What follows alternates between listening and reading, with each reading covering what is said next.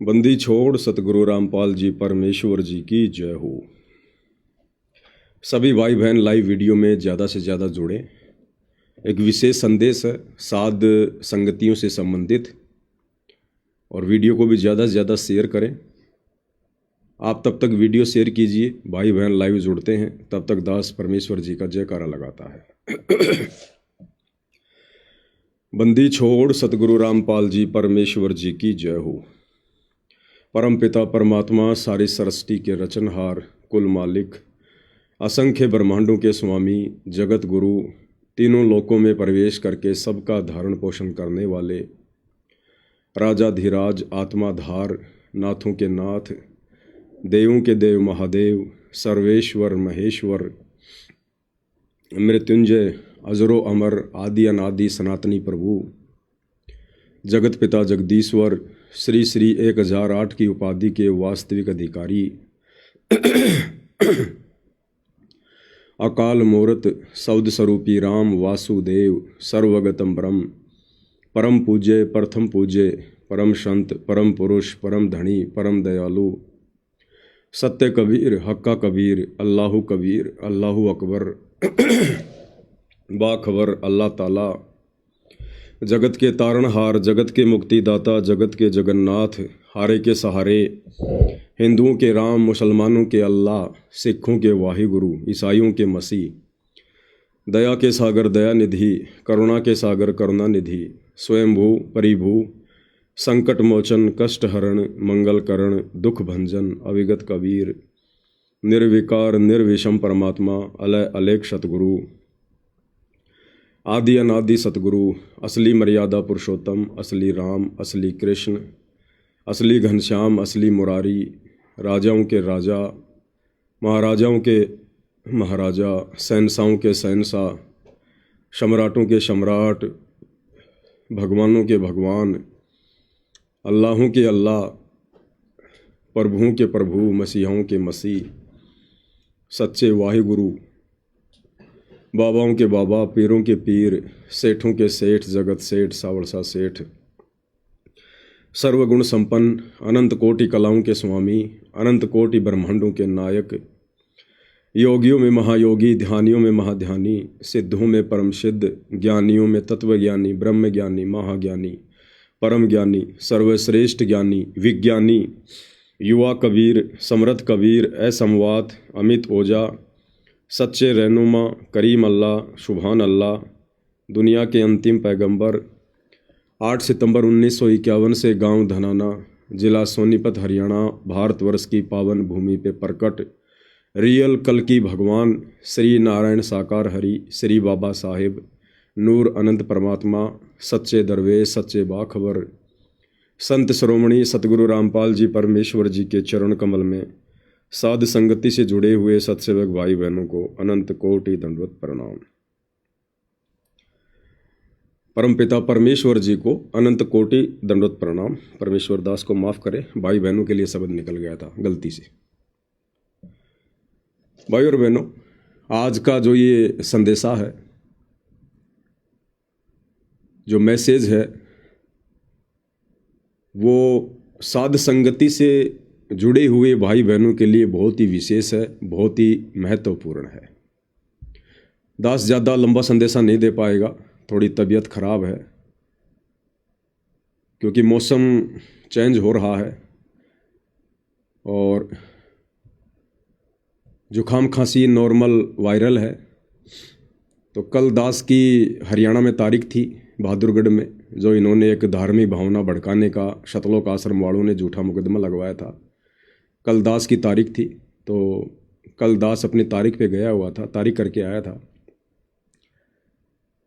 तो हरियाणा में मौसम थोड़ा चेंज होता जा रहा है, इस वजह से थोड़ा सर्दी जुकाम वगैरह की शिकायत है। चलो, जितना परमात्मा बुलवाएंगे उतना संदेशा देंगे।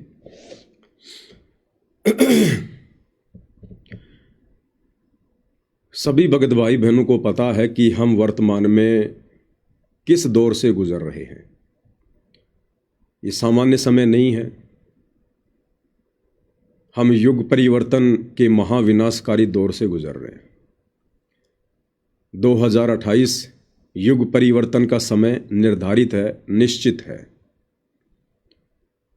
2025 समाप्ति की ओर है, 2026 और 2027 और 2028। हमारे पास मुश्किल से 3 वर्ष हैं, मुश्किल से 3 वर्ष। हालांकि ये समय बहुत ज़्यादा नहीं है, बहुत ही कम है। मुट्ठी भर समय भी हम विश्व के प्राणियों के पास नहीं है। मुट्ठी भर यानी एक मुट्ठी में 5 उंगली होती हैं, और समय बचा है केवल 3 वर्ष। तो मुट्ठी भर समय भी इंसानों के पास नहीं है। 99% दुनिया बेखबर है। उन्हें पता ही नहीं कि युग परिवर्तन क्या होता है, कब होता है, कैसे होता है, और जब होता है तब क्या क्या विध्वंस होता है। तो ये संदेशा उन आत्माओं के लिए है जिनको इन बातों का ज्ञान है, और ज्ञान के साथ साथ जो आत्माएं पूर्ण ब्रह्म परमेश्वर सारी सृष्टि के रचनहार सतगुरु रामपाल जी परमेश्वर जी की शरण में है। वो आत्माएं चाहे अज्ञान को आधार बनाकर शतलोक आश्रमों से जुड़कर टूटी फूटी भक्ति कर रही हों, चाहे ज्ञान को आधार बनाकर गुरु को परमेश्वर मानकर घर को आश्रम बनाकर साध संगति से जुड़कर पूर्णतया मर्यादा में रहकर भक्ति पर लगे हों। इन दोनों ही कैटेगरी के भक्तों के लिए आज का ये संदेश बहुत विशेष है। और युग परिवर्तन के समय में भाई और बहनों, जो जो प्राकृतिक आपदाएं आएंगी या मैन मेड आपदाएं आएंगी, मैन मेड आपदा तो ये युद्ध है, महायुद्ध है, परमाणु बम है, मिसाइल है, साइबर अटैक है, वायुयान अटैक है, या ये जलवायु परिवर्तन है।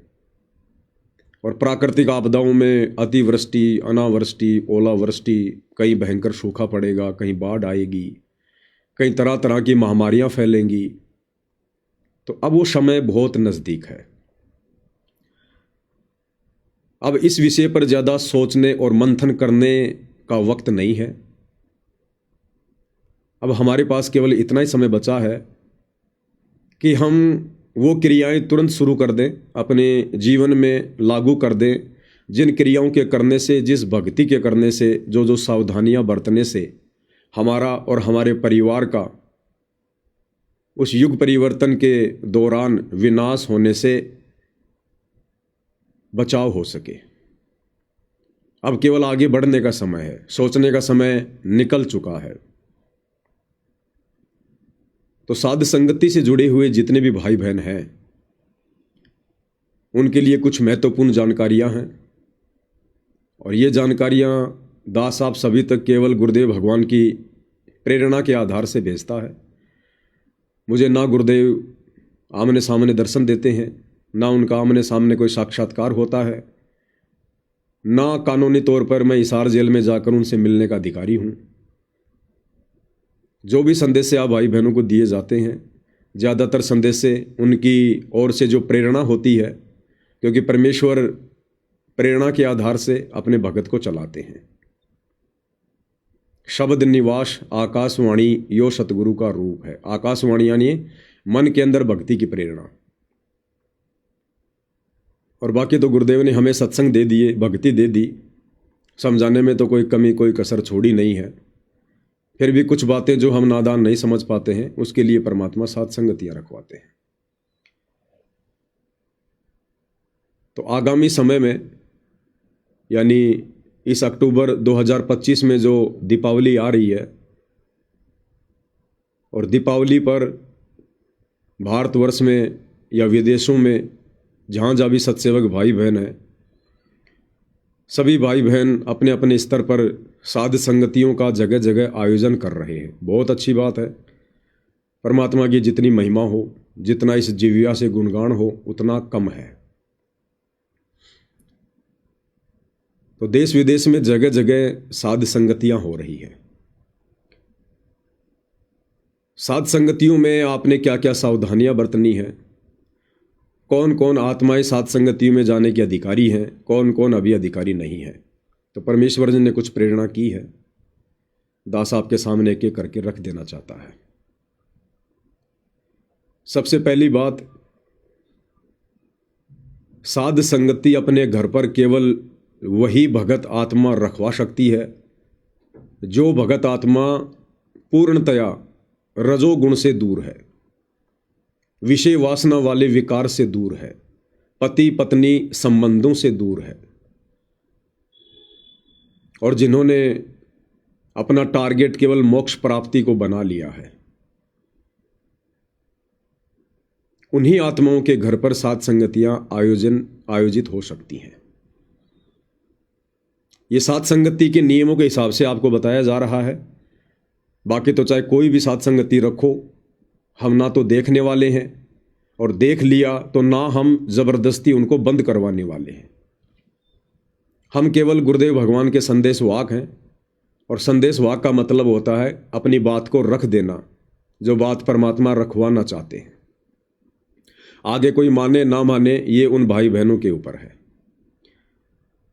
तो साध संगतियां चाहे छोटी हों चाहे बड़ी हों, केवल उन्हीं आत्माओं के घर पर आयोजित की जाएंगी जो आत्माएं पूर्णतया रजोगुण के प्रभाव से दूर है। केवल उन्हीं के घर पर। कुछ भाई बहन ऐसे हैं जो रजोगुण से दूर हैं, पति पत्नी वाले संबंधों से दूर हैं, लेकिन उनके बच्चे अभी रजोगुण से दूर नहीं हैं। और वो भाई बहन यदि अपने घर पर सात संगति रखवाना चाहते हैं तो भाई और बहनों, आप लोगों ने फिर अलग से जगह लेनी पड़ेगी। आप उस जगह पर अन्य आत्माओं को बुलवाकर सात संगतियां नहीं करवा सकते जिस जगह पर आपके परिवार के अन्य सदस्य रजोगुण में लिप्त हैं। फिर भी यदि आपने सात संगति रखवानी है तो आप आसपास के 2 4 5 भगत भाई इकट्ठा होकर और आपस में सहयोग से, और कोई भी सामुदायिक केंद्र वगैरह, कोई हॉल वगैरह जो सस्ता सा हो, आप जी रेंट पर लेकर आप वहाँ पर अन्य भगत भाई बहनों को बुलाकर सात संगतियाँ रखवा सकते हैं। आप अपने घर में चाहे रोजाना सात संगति करो अपने परिवार के साथ, कोई दिक्कत नहीं है, क्योंकि आप तो रजोगुण से दूर हैं, लेकिन आपके बच्चे अभी रजोगुण से दूर नहीं हैं। तो ऐसे में आप जो परिवार के जो मेंबर हैं, जो भगत भी हैं और रजोगुण से भी दूर नहीं हैं, तो वो मेंबर अपने परिवार में चाहे रोजाना सात संगति करो। सात संगति का मतलब परमात्मा की महिमा। आप गुरुदेव भगवान को भोग भी लगाइए, गुरुदेव की 5 दीपक वाली थाल से आरती भी उतारिए, चाहे कोई रजोगुण में है या नहीं है, और परमात्मा से बारंबार विनती करते रहिए, प्रार्थना करते रहिए कि परमेश्वर हमें भी बगुले से हंस बनाओ, कौवे से हंस बनाओ। तो उस परिवार में तो वो परिवार के ही मेंबर आपस में मिलकर सात संगति कर सकते हैं, भले वो रजोगुण से दूर हैं या रजोगुण से दूर नहीं है। यदि आप दूसरे भगत भाई बहनों को बुलाना चाहते हैं परमेश्वर की महिमा के लिए, मालिक के गुणगान के लिए, तो फिर आप उस घर में सात संगति का आयोजन नहीं करवा सकते जिस घर में आपकी बेटी, आपका बेटा या कोई भी व्यक्ति, चाहे वो भगत है या नहीं है, जो रजोगुण में लिप्त है। फिर आपने अलग से जगह लेकर ही सात संगति रखवानी पड़ेगी। फिलहाल मैं जिस सात संगति की बात कर रहा हूं वो बड़े लेवल की सात संगतियां हैं। जैसे भाई बहन सात संगति के संदेशे दे रहे हैं, सोशल मीडिया पर नहीं, आपस में जो उनके मिलने वाले हैं, जिनको वो पर्सनली जानते हैं, उन सबको वो अपने अपने लेवल पर संदेशे दे रहे हैं, फ़ोन कर रहे हैं कि भगत जी हमारे यहाँ सात संगति है, कोशिश कीजिए, परमात्मा दया करें, समय दे तो अवश्य आइए। तो इस प्रकार की सात संगतियाँ जो थोड़े बड़े लेवल पर होती हैं, जिनमें दूर दूर के भगत आते हैं, बाहर के भगत आते हैं, ऐसी सात संगति रखवाने वाले भाई बहनों के लिए कुछ विशेष नियम है जो ध्यान से सुनिएगा। अभी दीपावली पर जगह जगह सात संगतियां हैं। दास भी कोशिश करेगा किसी ऐसी सात संगति में जाने की जो पूर्णतया परमेश्वर की मर्यादाओं में हो।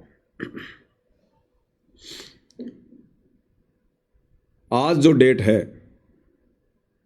15 अक्टूबर 2025, आज से ये जो मर्यादा है उन सभी भाई बहनों पर लागू होगी जो आगामी दिनों में सात संगतियां रखवाएंगे।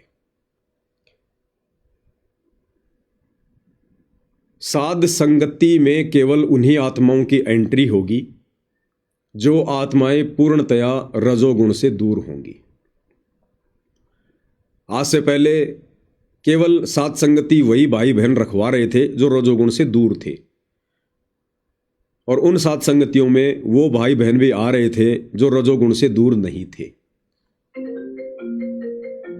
लेकिन भाइयों और बहनों, अब आज के बाद सात संगतियां वही होंगी जो भाई बहन पूर्णतया रजोगुण से दूर होंगे, और साध संगतियों में उन्हीं आत्माओं की एंट्री होगी। वही भाई बहन साध संगतियों में आएंगे जो भाई बहन पूर्णतया रजोगुण से दूर होंगे, जिनके आपस में भाई बहन के संबंध बन चुके हैं पति और पत्नी के बीच में इस ज्ञान को आधार बनाकर। उन आत्माओं की बिल्कुल भी एंट्री नहीं होगी जो आत्माएं अभी रजोगुण में हैं। वो भले 1 महीने में वो क्रिया करते हों, चाहे 2 महीने में करते हों, ऐसी आत्माओं की बिल्कुल भी एंट्री नहीं होगी। यदि आपने पूर्णतया, दोनों ने स्वेच्छा से, या फिर किसी बहन ने या किसी भाई ने यदि स्वेच्छा से ये संकल्प ले लिया है कि मैं अब आगे अपनी आत्मा के कल्याण को ध्यान में रखते हुए पूर्णतया इस रजोगुण जैसे विकार से मुक्ति पाना चाहती हूँ या पाना चाहता हूँ, और अपने गुरुदेव को संकल्प करे कि गुरुदेव आज के बाद ये दास या दासी इस विकार में बिल्कुल भी नहीं पड़ेगी, आप अपना आशीर्वाद दीजिएगा। और जिनको तकरीबन 2 से 3 महीने हो चुके हों, कम से कम जिनको 2 से 3 महीने संकल्प लिए हुए और रजोगुण से दूर होकर भक्ति करते हुए हो चुका है, केवल वही आत्माएं साध संगति में आ सकेंगी। जिनके बच्चे अभी रमेणी से दूर हैं, जिनके बच्चों की शादी नहीं हुई है, चाहे लड़का हो चाहे लड़की है, वो भी अपने माता पिता के साथ साथ संगति में आ सकते हैं, क्योंकि अभी उनकी रमेणी नहीं है, आधिकारिक तौर पर अभी वो रजोगुण से दूर हैं। तो वो भाई बहन अपने माता पिता के साथ साथ संगति में कहीं भी आ सकते हैं, जा सकते हैं, जिनकी अभी रमेणी नहीं हुई है। तो जो जो भाई बहन साथ संगतियां रखवाएंगे आज 15 अक्टूबर 2025 के बाद, अगर परमेश्वर की रजा का पात्र बना रहना चाहते हो, तीनों गुणों के प्रभाव से बचे रहना चाहते हो, सतगुरु का आशीर्वाद अपने शीश पर बनाए रखना चाहते हो, तो साध संगति रखवाने वाले भगत भाई बहनों ने इन नियमों का सख्ताई से पालन करना पड़ेगा। बिल्कुल भी हेरा फेरी नहीं करनी है।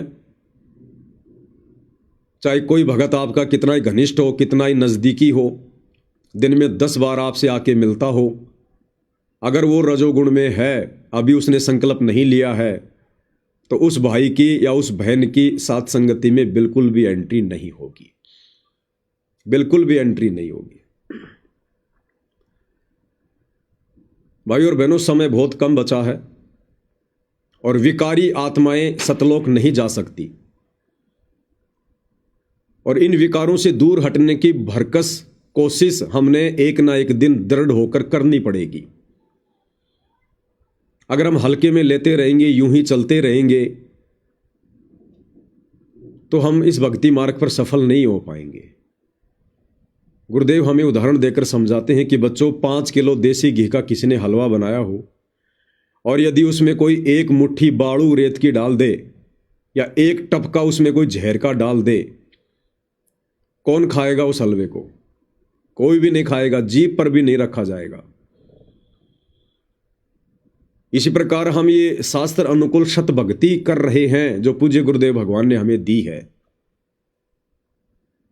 और ये भक्ति उन्हीं आत्माओं की सफल होगी जो आत्माएं परमेश्वर की उस वाणी के अनुसार चलती हैं कि कामी क्रोधी लालची इनसे भक्ति ना होए।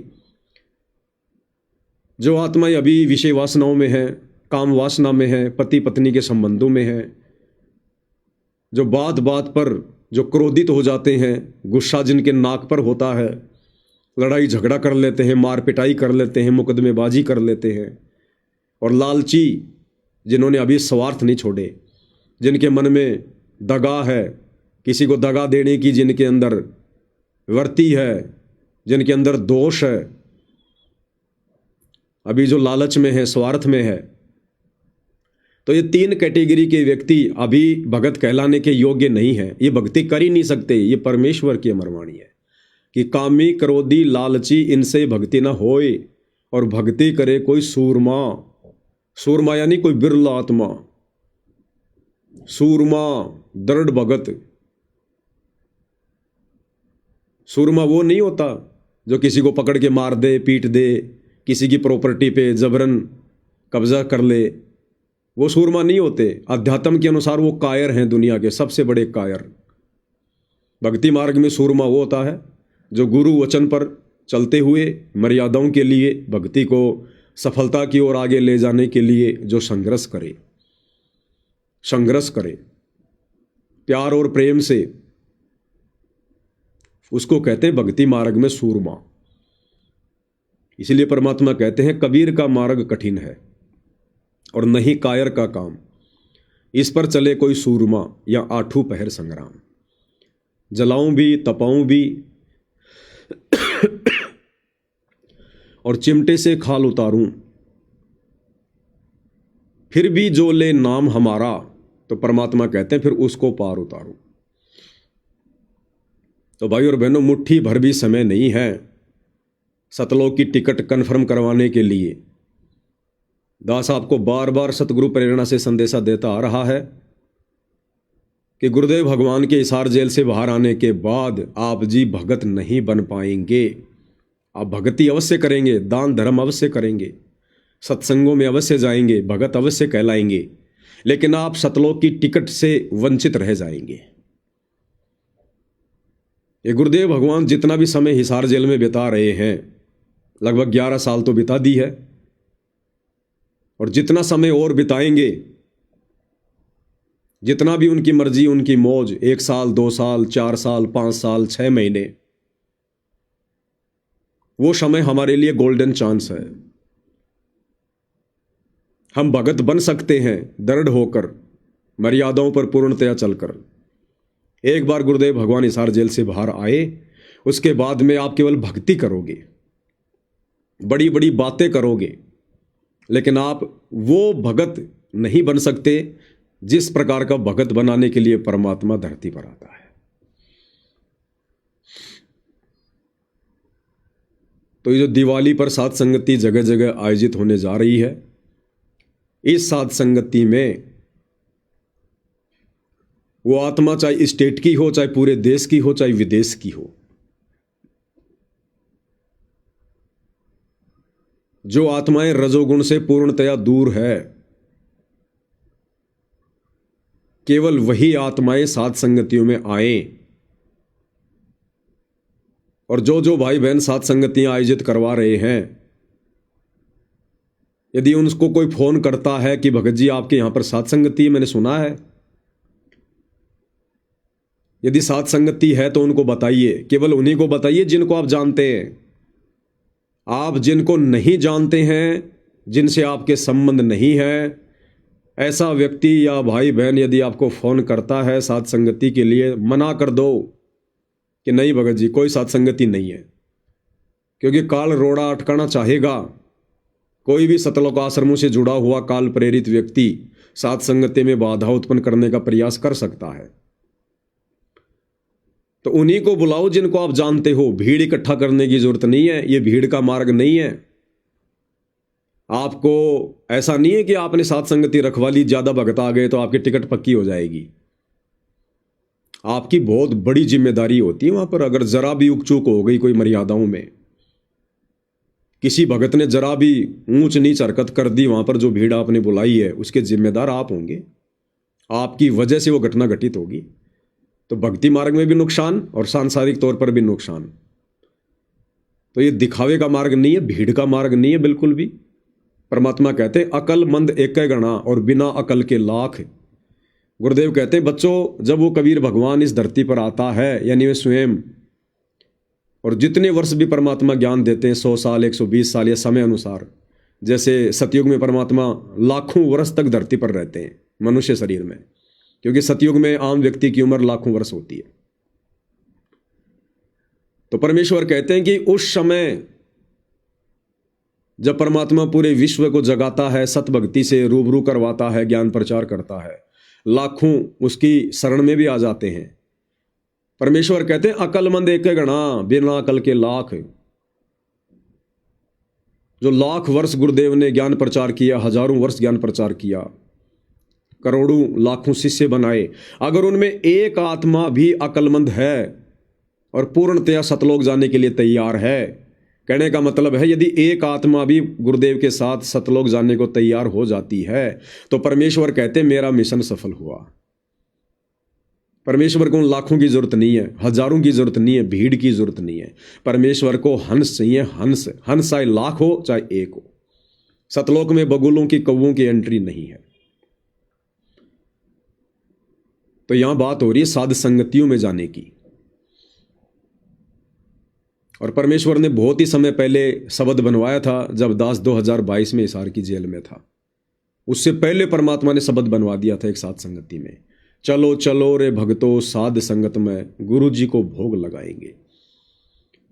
और इसकी सबसे पहली चौपाई परमात्मा ने क्या लिखवाई, हमें नहीं पता उस समय परमात्मा क्या लिखवा रहे हैं, बस लिखा गया। सबसे पहली चौपाई क्या है, साध संगत में हंस है आते, सतगुरु को वो दिल से चाहते। साध संगत में हंस है आते, सतगुरु को वो दिल से चाहते।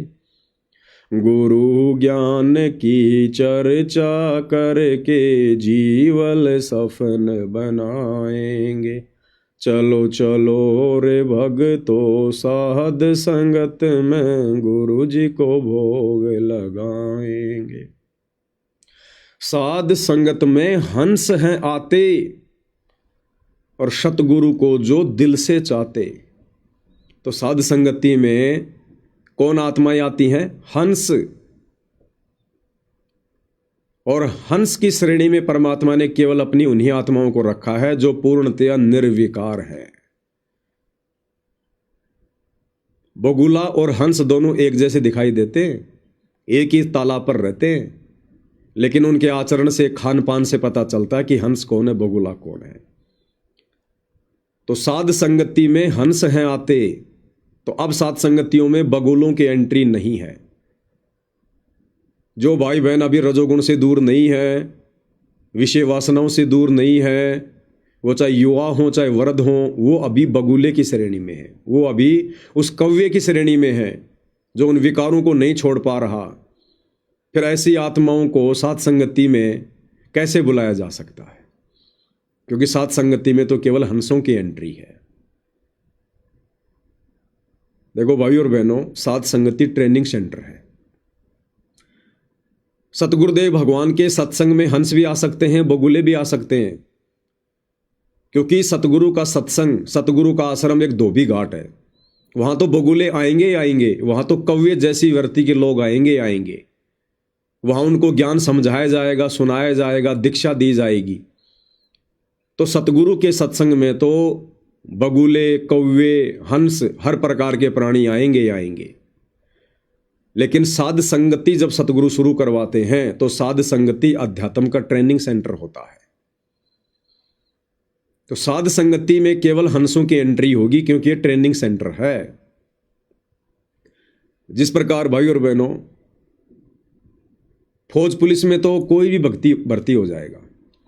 जिसको बंदूक चलाने की जानकारी नहीं है, जिसको सैल्यूट करने की जानकारी नहीं है, वो व्यक्ति भी फौज में भर्ती हो जाएगा, पुलिस में भर्ती हो जाएगा।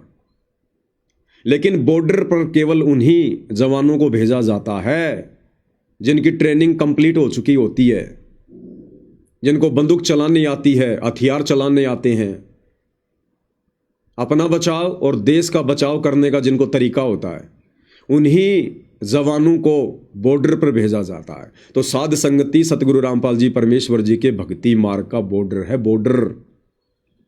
तो साध संगति में केवल जो ट्रेंड आत्माएं हैं, जो हंस आत्माएं हैं, केवल उन्हीं की एंट्री होगी। बाकी आप छोटी मोटी साध संगतियां रखो, नो ऑब्जेक्शन, कोई दिक्कत नहीं है। उन साध संगतियों में आप आओ जाओ, लेकिन जो बड़े लेवल की साध संगति होगी, स्टेट लेवल की या इंडिया लेवल की, उन साध संगतियों में आप जी बिल्कुल भी एंट्री पाने के अधिकारी नहीं है। अब इस बात को सुनकर भाई बहनों ने मायूस नहीं होना चाहिए। मैं केवल परमेश्वर का संदेश वाहक हूं। मैंने पहले कह दिया, मेरी बात आप मानो ना मानो, कोई ज़बरदस्ती नहीं है। आपका कोई पीला पर्चा नहीं निकाला जाएगा, आपको साध संगतियों से धक्के मार के बाहर नहीं निकाला जाएगा, आपको डराया नहीं जाएगा, गुरुद्रोही नहीं कहा जाएगा, जब तक आपके अंदर वो लक्षण नहीं होंगे। दास केवल एक संदेश वाहक है, संदेशा देना मेरा काम है। तो मुझ दास से इस प्रकार की बातें सुनकर नाराज होने की आवश्यकता नहीं है, मेरे से द्वेष करने की जरूरत नहीं है। आप कोशिश करो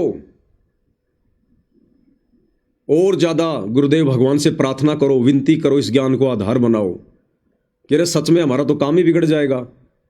बात बिल्कुल हकीकत है, समय बचा नहीं है, युग परिवर्तन का दौर शुरू है, न जाने कब गुरुदेव जेल से बाहर आ जाएं।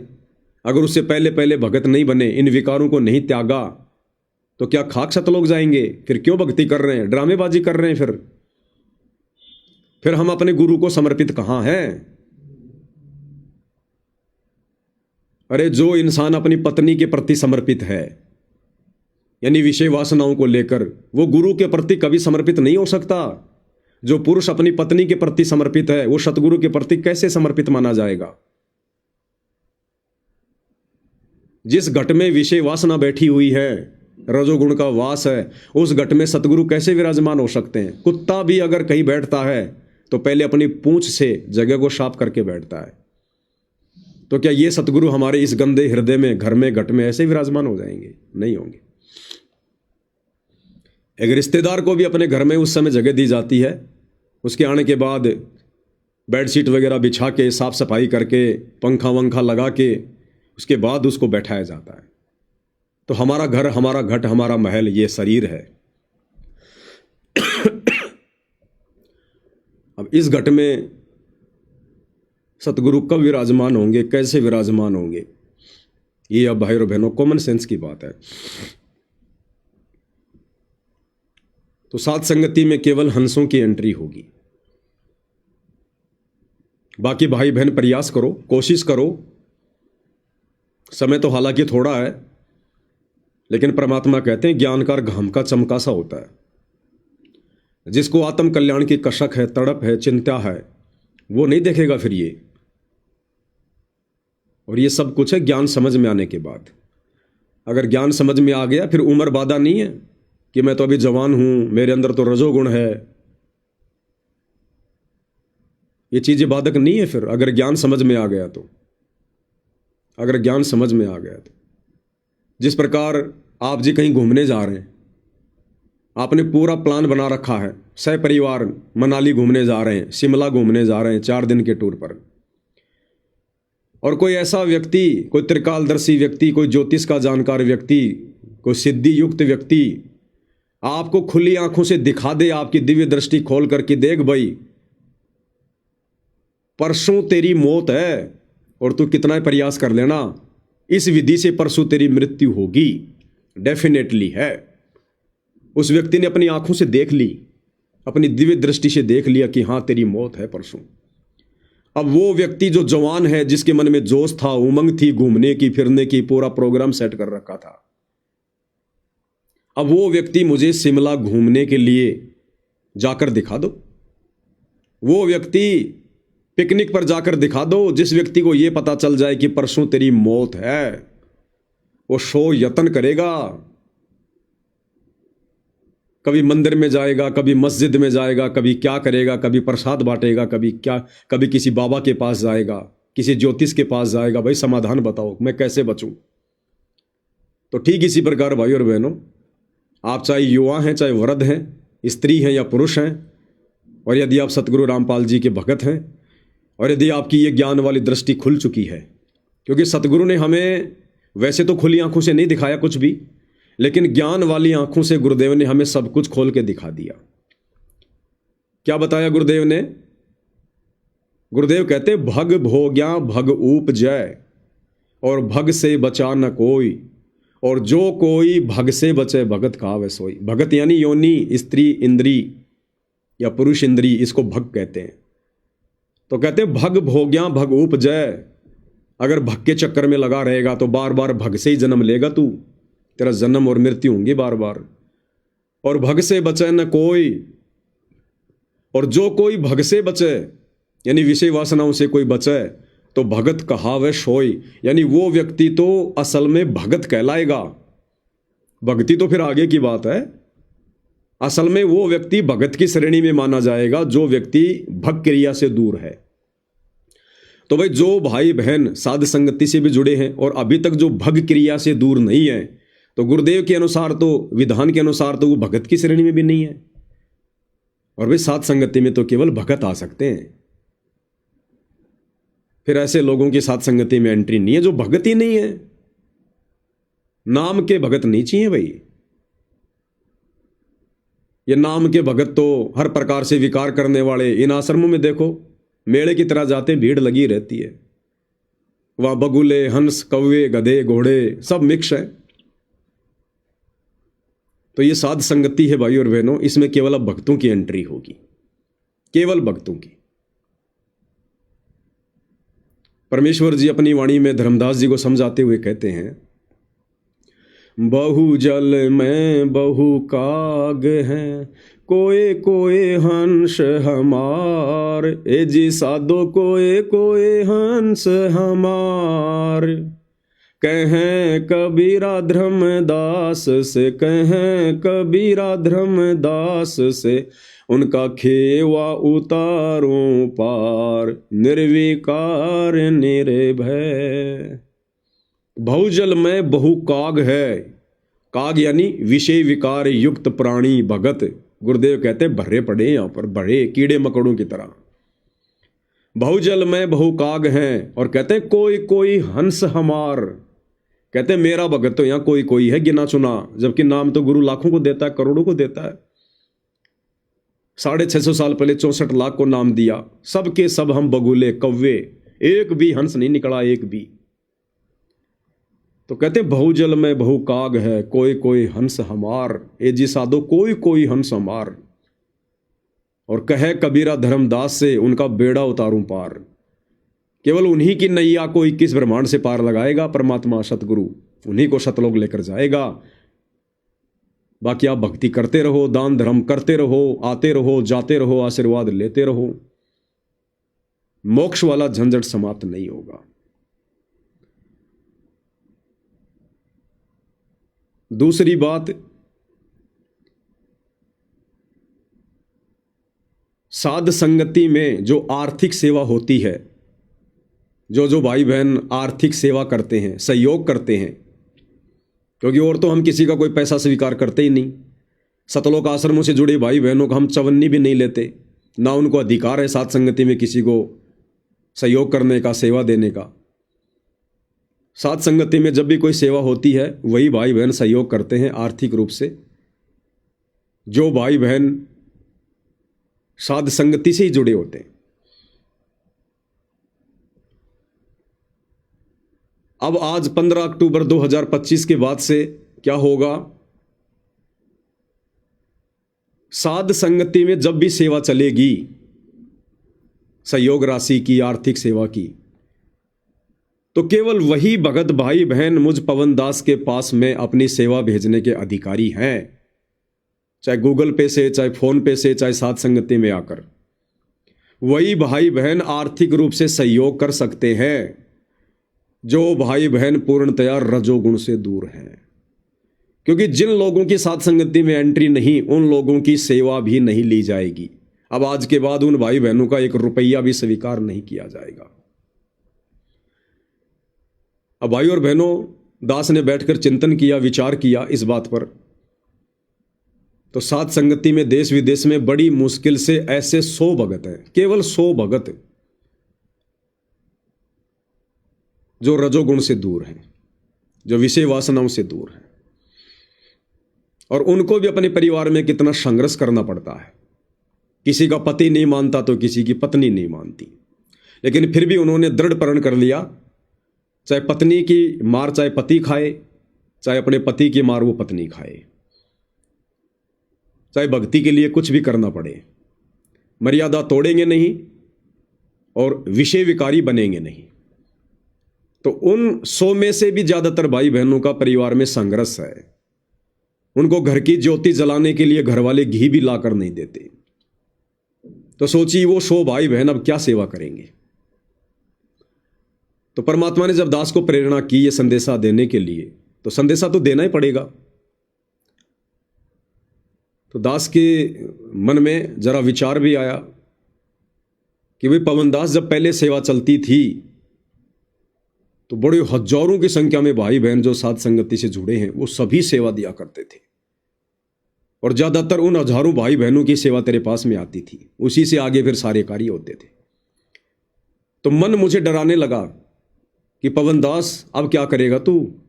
अगर तूने ये संदेशा डाल दिया, ये गुरुजी का यदि तूने आदेश जो तेरे को प्रेरणा हुई है, अगर तूने संगत में लाइव आकर बोल दिया कि जो जो भाई बहन रजोगुण से दूर नहीं हैं उनकी अब सेवा स्वीकार नहीं होगी, 1 रुपया भी स्वीकार नहीं होगा, और यदि जबरदस्ती किसी ने डाल दिया तो उसकी सेवा परमात्मा की नज़रों में स्वीकार्य नहीं होगी, उसको उस सेवा का लाभ नहीं मिलेगा, फल नहीं मिलेगा अगर वो कोई जबरदस्ती भी डाल देगा तो मन मुझे डराने लगा कि पवन दास तू आगे क्या करेगा। अरे तेरा तो मकान किराया, लाइव आने का सारा सिस्टम, गाड़ी घोड़ों का खर्चा, गाड़ी की किस्त, तेरा तो एडी से लेकर चोटी तक हर प्रकार का जो खर्चा है, जब तक तू गुरुदेव की सेवा में है तब तक संगत के भाई बहनों के सहयोग से ही हो रहा है, और अब तू खुद ही मना कर रहा है। तू पागल तो नहीं है? क्यों मना कर रहा है उनको? कैसे तेरा खर्चा चलेगा? फिर कैसे तू ये सेवा कर पाएगा?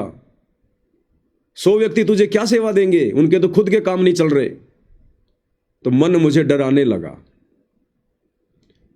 अब भाई और बहनों, परमात्मा संध्या आरती में हमें कहते हैं, या तन में मन मूर्ति देखो, कि पुण्यात्माओं इसी शरीर में मन भी है और इसी शरीर में परमात्मा भी है। कौन सी प्रेरणा मन की यानी काल की है और कौन सी प्रेरणा परमात्मा की है? तो मन तो हमेशा डराएगा, अच्छे कार्यों में बाधा उत्पन्न कराएगा, और जो आत्मा, जिस आत्मा पर भक्ति का प्रभाव ज्यादा होता है, फिर मन की बकवाद का उस पर कोई असर नहीं होता। तो दास ने बड़े भैया को समझाया, मन को, कि भैया देख, बाधा उत्पन्न ना कर, क्यों फालतू में परमात्मा का दोषी बन रहा है। अभी भी तुझे लगता है कि ये पवन दास सतगुरु के चरणों में आने के बाद तेरी बातों में आएगा? भैया अब नहीं। अगर सतगुरु ने सेवा करवानी होगी तो 100 भाई बहन तो बहुत ज्यादा है, परमात्मा तो 2 से करवा देगा, 2 से। और यदि सतगुरु ने सेवा ही समाप्त करनी होगी तो मुझे क्या आवश्यकता फिर सेवा की? यदि ये सारी सेवाएं और मेरा खर्चा यदि भाई बहनों के सहयोग से चल रहा है, और यदि मैं उन भगत भाई बहनों के द्वारा भेजा गया पैसा, उस पैसे से यदि मैं परमात्मा को भोग लगा रहा हूं, अपने घर में खाना खर्चा कर रहा हूं, सेवा में लगा रहा हूं, तो उन भाई बहनों के गुण जो अभी वो विकारी है, भले वो बहुत अच्छी आत्मा है और कोई उनमें विकार नहीं है, परमात्मा के लिए घर में रोज रोते हैं, तड़पते हैं, परमात्मा से अर्ज भी कर रहे हैं कि भगवान हमें इस दुविधा से बाहर निकालो, समर्पित हैं गुरु जी के प्रति, लेकिन अभी वो किसी भी कारण से, दबाव से या ज्ञान की कमी से या मन के प्रभाव से, जो भाई बहन अभी विषय वासना रूपी इस बुराई से दूर नहीं हो पा रहे हैं, यदि वो आत्माएं अब यदि मुझ पवन दास के पास सेवा भेजेंगी तो भाई मेरे शरीर पर भी वो भोजन खाकर वैसा ही असर होगा। यदि उनका पैसा सेवाओं में लगेगा तो सेवाएं पूरी तरह से कंप्लीट नहीं हो पाएंगी। तो परमात्मा ने दास को यह प्रेरणा की, और मन मुझे यह भी कहकर डरा रहा था कि पवन दास, तेरे पास तो 2-4 भाई बहनों के फोन आए थे आजकल। अरे एक तो अपने पंजाब से बहन है, एक बहन अमेरिका से है, वो पंजाब वाली बहन तो 5 लाख रुपए का 10 लाख रुपए का चेक लेके बैठी हुई है कि भगत जी आप तो यस करो, मैं तुरंत भेज रही हूं आपको। वो अमेरिका वाली बहन वो तो 1 लाख 2 लाख रुपए यूं ही डाल देती है। और भाई बहन 10 20 50 हज़ार रुपए डालने वाले तो बहुत है तेरे को। और बेटा पवन दास, अगर तूने लाइव आकर बोल दिया कि जो भाई बहन रजोगुण में है उनकी सेवा अब स्वीकार नहीं होगी, तो नालायक, ये तो 50 60 लाख रुपए, अरे क्यों अपने पैर पे कुल्हाड़ी मार रहा है गधे? एक काम कर, पहले उनसे सेवा के नाम पर पैसा ले ले, एक सेवा का मैसेज डाल दे कि सभी भाई बहन बढ़ चढ़ के सेवा करो, तो वो सारे पैसे डाल देंगे तेरे को। और उसके बाद में फिर लाइव आ जाना कि भैया अब रजोगुण वाले की सेवा स्वीकार नहीं होगी। तो ये मन मुझे इस प्रकार से भी भ्रमित करने का प्रयास कर रहा था, क्योंकि जब तक शरीर है इसमें मन है, काल है, और ये भ्रमित अंतिम श्वास तक करेगा। अब सतगुरु भी हमारी परीक्षा लेता है कि बेटा अभी तू मन के प्रभाव में है या मेरे ज्ञान के प्रभाव में है। तो मन ने मुझे बहुत विचलित किया, हालांकि इतना नहीं, हल्का सा उसका संकेत आया था मन का, लेकिन अब परमेश्वर की खुराक ज़्यादा खा रहे हैं तो मन की बातें फिर ऑटोमेटिक नकार दी जाती है। लेकिन उसने प्रयास किया, तो फिर दास ने मालिक के ज्ञान आधार से यही निर्णय लिया कि नहीं, ये तो फिर धोखे में आ गया। नालायक, फिर तू क्या संदेशा देगा? तेरे संदेशे का क्या असर होगा? फिर तू तो लालची व्यक्ति की श्रेणी में आ जाएगा। ये तो धोखा हो जाएगा भाई बहनों के साथ में। कामी क्रोधी लालची, तू तो लालची वाली उस कैटेगरी में आ जाएगा। तो फिर परमात्मा ने प्रेरणा की कि बेटा तेरे खर्चे मेरे आशीर्वाद से चलते हैं। संगत में भी जिसको मैं प्रेरणा करता हूं वही तेरे को 2 रुपये डालता है, नहीं तो यहाँ कोई किसी को चवन्नी भी नहीं देता। चवन्नी भी अगर देता है तो तू अपने रिश्तेदारों से 10,000 रुपये उधार लेके दिखा दे। अगर तेरे को कोई 10,000 रुपये भी दे दे तो कोई नहीं देने वाला। तो परमेश्वर ने फिर दास पर रजा की। दास को परमात्मा ने मन जीती बनाया। कहे कबीर और सब दुखिया, एक संत सुखी मन जीती हो। जिसने मन को जीत लिया वही सुखी होगा, और उसी का फिर सतगुरु साथ देगा। तो हमने तो मन को गिराना है भाई और बहनों, इस मन को नीचे तो गिराना हमने। ये मन हमारे अंदर नए नए विचार, नए नए आइडिया, जो बड़ी बड़ी उन कंपनियों के सलाहकारों के पास भी नहीं होते, ऐसे ऐसे आइडिया ये मन हमें भक्ति से नीचे गिराने के लिए देगा। लेकिन कौन सा आइडिया हमारे भले में है और कौन सा आइडिया हमें सतगुरु से दूर करेगा, ये फिर हम भगत भाई बहनों ने ज्ञान आधार से सोचना पड़ेगा। तो भाई और बहनों, जो भाई बहन इस प्रकार के लांछन लगाते रहते हैं नादानी में कि ये तो माया का भूखा है, माया का भूखा है, अगर माया का भूखा होता तो ये संदेशा मैं इस दीपावली की साथ संगति के बाद में देता, और उससे पहले आप भाई बहनों से मैं सेवा के नाम पर खूब पैसा ले लेता, खूब, और आप लोग डाल भी देते, तैयार बैठे, क्योंकि 1 साल हो गई अभी तक दास ने किसी को सेवा के लिए नहीं कहा है। तो आप भाई बहन बढ़ चढ़ के सेवा करते, खूब सेवा करते आप, लेकिन अब नहीं। हाँ, मुझ पवन दास के लिए आप जितने भी भाई बहन हैं जो बढ़ चढ़ के पहले सेवा किया करते थे और जो वर्तमान में रजोगुण में हैं, मेरे लिए आप उतने ही प्रिय हैं, उतने प्यारे हैं, उतने सम्माननीय और आदरणीय हैं। ऐसा नहीं है कि यदि साथ संगति में इस प्रकार से नो एंट्री हो गई तो पवन दास आप भाई बहनों के प्रति मन में कोई दोष रखेगा, नहीं। आप हमारे लिए उतने प्रिय हैं, हमारे लिए वैसे भगत भाई हैं जैसे पहले थे, क्योंकि राग द्वेष का तो साथ संगति में काम ही नहीं है, शत्रु और मित्र वाला तो साथ संगति में काम ही नहीं है।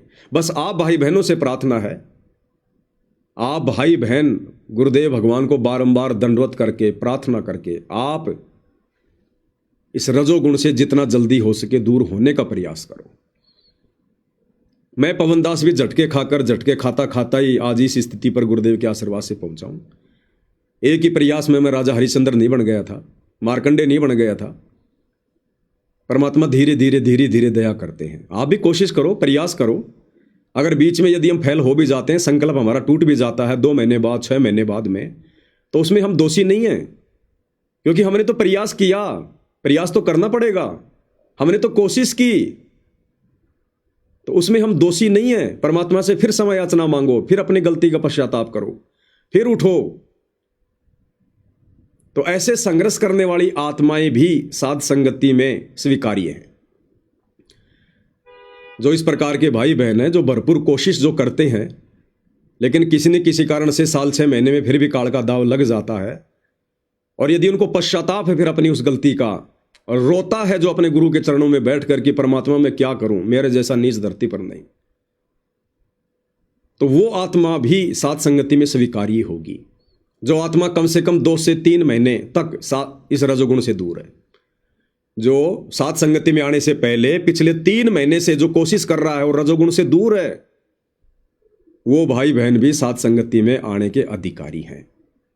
ऐसा नहीं कि साहब दिवाली की साध संगति है, अभी तो 5 दिन है, चलो आज मैं संकल्प कर लेता हूं। वो आत्मा बिल्कुल भी साध संगति में ना आए भाई, परमात्मा की बिल्कुल भी रजा नहीं होगी। या कोई ये सोचे कि चलो साध संगति में चलने के लिए मैं संकल्प कर लेता हूं, भक्तमती कोई बात नहीं, हम 5-7 दिन साध संगति में चलें, तब तक रजोगुण से दूर हो लेते, बाद में देख लेंगे। तो ऐसी निकम्मी आत्माएं जिनके मन में दोष है, पाप है, वो आत्माएं बिल्कुल भी साध संगति में ना आए। 2 ही कैटेगरी की आत्माएं आने के अधिकारी हैं। एक तो जो पिछले काफी समय से रजोगुण से दूर है, और दूसरा जो कम से कम 3 महीने से रजोगुण से दूर है, जिसने संकल्प लेकर अपने आप को रजोगुण से दूर किया है। ऐसा नहीं कि आप 3 महीने कहीं विदेश में चले गए आप कमाने, अपनी पत्नी से दूर थे आप बंबई दिल्ली में कमाने के लिए, तो वो तो आपकी मजबूरी थी रजोगुण से दूर होना। ऐसी कैटेगरी वाले नहीं, जो गुरुदेव से संकल्प लेकर ज्ञान को आधार बनाकर और कम से कम पिछले 3 महीने से रजोगुण से दूर हैं, वही भाई बहन इन साध संगतियों में आने के अधिकारी हैं। तो भाई और बहनों, ये दास परमात्मा की प्रेरणा से चलता है। ये दास अगर अपने मनमुखी विचारों से चलता इस साध संगति पर, तो मैं कदापि आप भाई बहनों को इस प्रकार का संदेशा नहीं डालता। मैं कदापि आप भाई बहनों को जो अभी रजोगुण में हैं उनको सेवा करने से मना नहीं करता, क्योंकि पैसा किसको प्यारा नहीं है। लेकिन भाई और बहनों, हमें पैसा नहीं, हमें परमात्मा प्यारा है, परमात्मा। ये साध संगतियां सतगुरु का मिशन है, और सतगुरु जो प्रेरणा करेगा वही दास कहेगा। जिस प्रकार 650 साल पहले भैंसाराम को परमात्मा ने आशीर्वाद दिया, तो भैंसाराम ने वही बोला, उतना ही बोला जितना परमात्मा ने बुलवाया। तो इसी प्रकार ये पवनदास भी, या मेरे अन्य सत्सेवक भाई बहन जो इन बुराइयों से दूर हैं, आत्मा के कल्याण के लिए चिंतित हैं, हम सब परमेश्वर के संदेशवाहक हैं। मैं अकेला कोई निमित्त नहीं हूं, अकेला संदेशवाहक नहीं हूं। जिन जिन पे गुरुदेव भगवान की रजा है, जो विषय विकारों से दूर हैं, जिनका टारगेट सतलोक जाना है, वो सभी परमात्मा के निमित्त हैं, सभी परमात्मा के संदेशवाहक हैं। तो इस प्रकार के भाई बहन जो अभी रजोगुण में हैं, वो भाई बहन फिलहाल साध संगतियों में ना आए, क्योंकि इससे भाई और बहनों साध संगतियों में कहीं न कहीं कोई न कोई बाधा उत्पन्न होगी, कोई न कोई मर्यादा टूटेगी। क्योंकि फिर आप भाई बहनों को हम ना तो चवर करने देंगे गुरुदेव के ऊपर। साध संगति में अपने घर पर आप चाहे रोज करो चवर, नो प्रॉब्लम, घर पर रोज भोग लगाओ, रोज थाली से आरती करो, भले आप रजोगुण में हैं।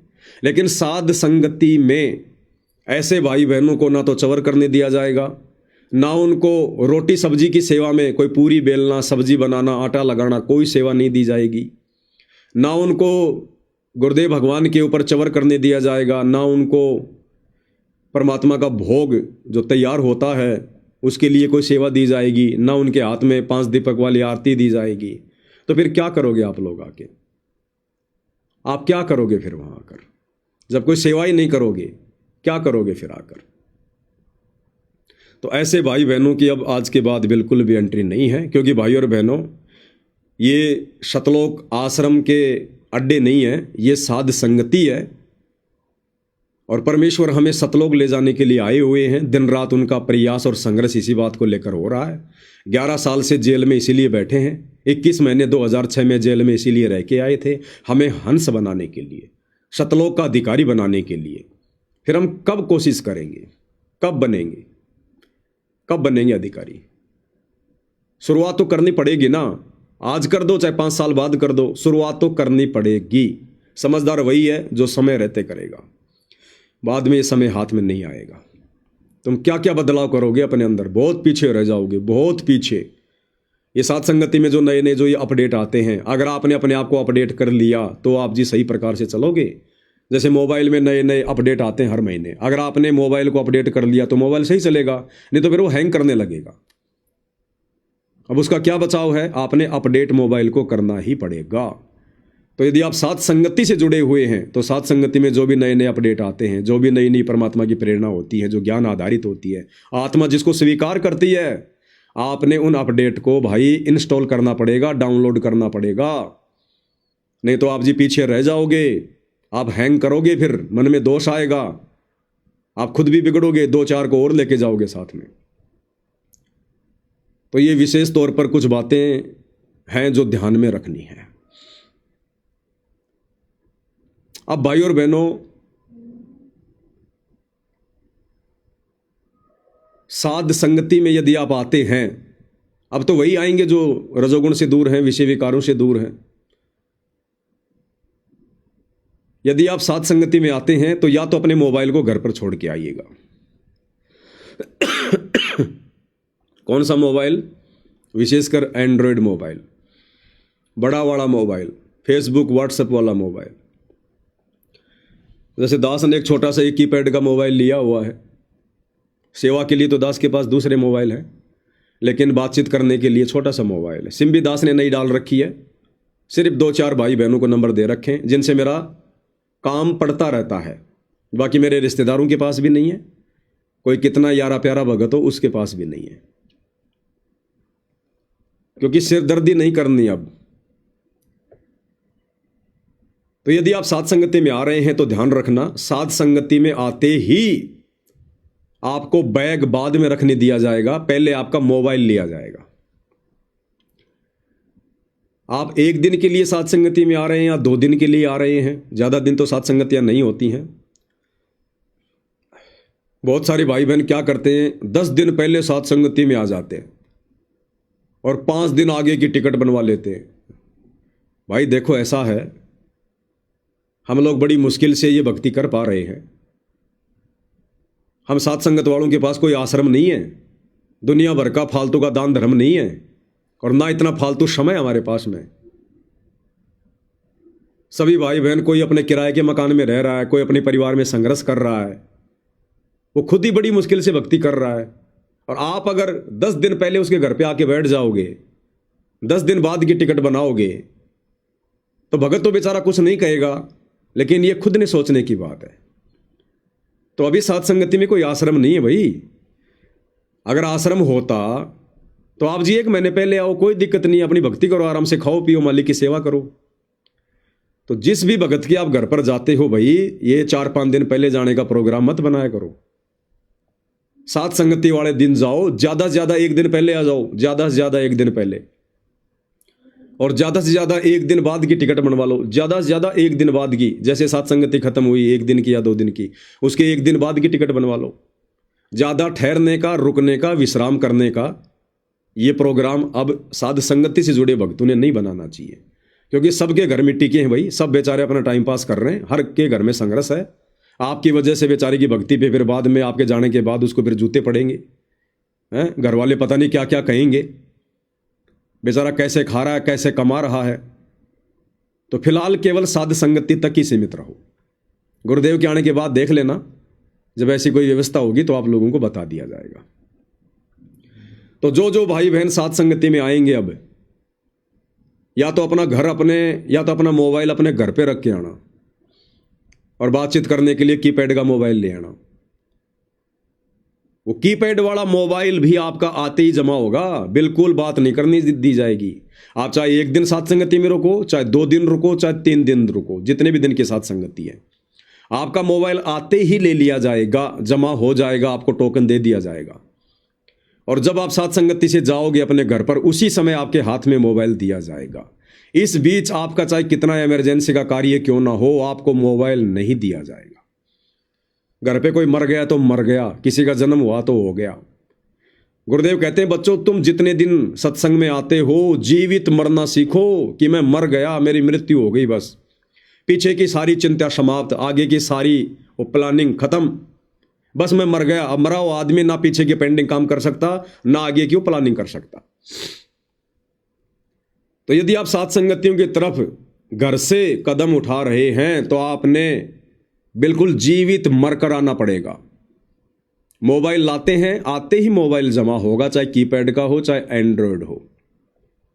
आपको टोकन दे दिया जाएगा, बीच में मोबाइल आपको नहीं मिलेगा, चाहे कितना इमरजेंसी काम हो। मोबाइल जमा करवाने से पहले आपके पास बहुत समय है। जब आप घर से चलेंगे, सात संगति तक आएंगे, किसी के पास 10 घंटे का समय, किसी के पास 24 घंटे का समय है।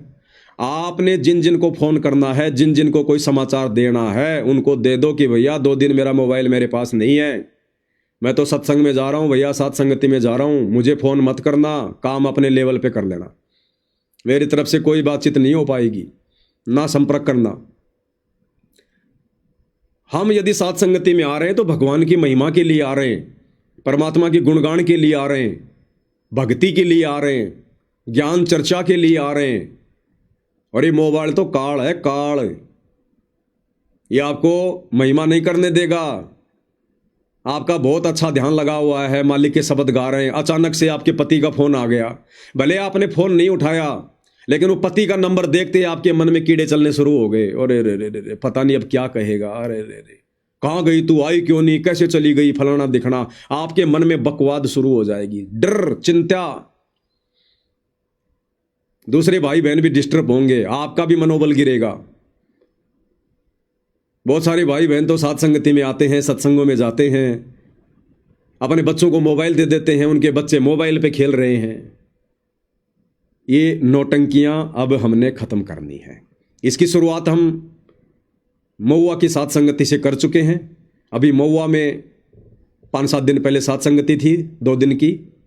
50-60 जितने भी भाई बहन आए थे, सभी के मोबाइल लेकर एक बक्से में, एक बॉक्स में रख दिए गए थे, स्विच ऑफ करके।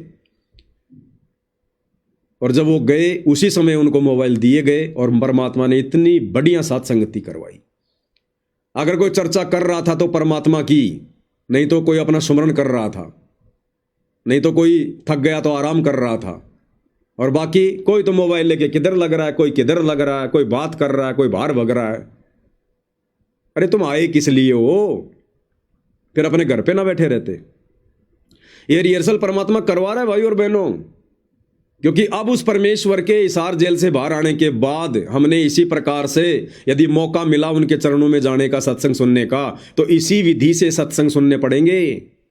अब इस गलतफहमी में मत रहना जो पहले थे कि गुरु सामने बैठ के सत्संग कर रहा है और तुम धीरे धीरे बात कर रहे हो। अब वो अंतर्यामी तुरंत नीचे गिरा देगा, तुरंत, उससे कुछ नहीं छुपा पाओगे। अब सामने बैठ के परमात्मा बात कर रहा है और तुम मोबाइल पे बात कर रहे हो, इधर उधर की बातें कर रहे हो। काल तुरंत एंट्री कर लेगा तुम्हारी, पकड़ लेगा वहीं हाथ कि गधे इंसान, अरे सारी सृष्टि का मालिक तेरे लिए बैठकर समय निकालकर मोबाइल को साइड में पटक के सत्संग कर रहा था, और तू उस समय क्या कर रहा था? मोबाइल में बात कर रहा था। तूने क्या महत्व दिया अपने गुरु को, क्या सम्मान किया तूने? तेरे गुरु के वचन फालतू के हैं, बेवजह के हैं। एक एक वचन क्या बोल रहा है गुरु, उस पर ध्यान होना चाहिए कि भगवान छूट ना जाए। कुछ आसपास में कोई खुसर फुसर कर रहा है, उससे भी प्रार्थना करो, भाई चुप हो जा, 2-3 घंटे तो चुप हो जा। हमारा वो दंड, वो कर्म लिखा जाएगा काल के अकाउंट में, और पकड़ लेगा काल धर्मराज के दरबार में कि गधे, भगवान तेरे लिए मोबाइल सामने साइड में पटक के सत्संग कर रहा और तू मोबाइल पे लगा हुआ था, बकवाद कर रहा था। तो भाई अब हंस आत्माओं ने इस प्रोसीजर पे चलना पड़ेगा। इस प्रोसीजर से हमने भक्ति मार्ग पर आगे बढ़ना पड़ेगा। तो मोबाइल जहां जहां भी सात संगतियां भाई बहन रखवा रहे हैं, सात संगतियां रखवाने के क्या नियम है, क्या मर्यादा है, आप लोगों ने जान लिए, सुन लिए, देख लिए। बार बार रिपीट नहीं किए जाएंगे, नहीं बताए जाएंगे। यदि आप इन मर्यादाओं में खरे हैं तो सात संगति रखवाओ, तो आप सात संगतियों में जाओ। और सात संगतियों में कोई बच्चों की रमेणी की बात नहीं होगी, ध्यान रखना। किसी भी अगर सुनने में भी आ गया अगर आपके कि ये भगत आपस में अपने बच्चों की रमेणी की बात कर रहे थे, तुरंत उन दोनों को बुलाओ, भाई क्या बात कर रहे थे आप? इस प्रकार की बातें हो रही थी क्या तुम्हारी यहां पर रमेणी की, बच्चों की? कोई गर्भिद की, कोई राजनीति की बातें हो रही थी क्या? हाँ भगत जी हो रही थी। उठाओ अपना थैला, चलो यहां से। कोई डर नहीं है, कोई भय नहीं है, कोई पाप नहीं लगेगा। वो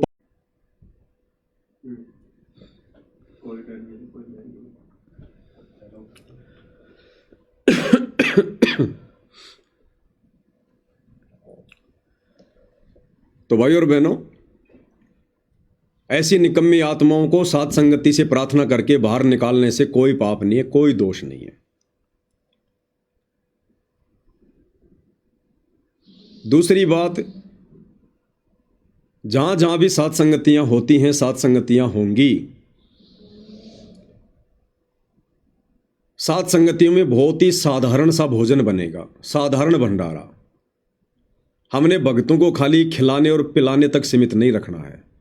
रोज अपने घर पर खाते हैं पीते हैं, साथ संगति में ज़्यादा समय खाने पीने की, इधर उधर की बातों में व्यर्थ करने से बेहतर है परमेश्वर की महिमा करें, मालिक की चर्चा करें, कोई शब्द गाएं, अपना सुमरण करें। भोजन बहुत ही सिंपल बनेगा, बहुत ही सिंपल। कोई लड्डू जलेबी बर्फी नहीं, कुछ नहीं। ये नया अपडेट है, ध्यान रख लेना।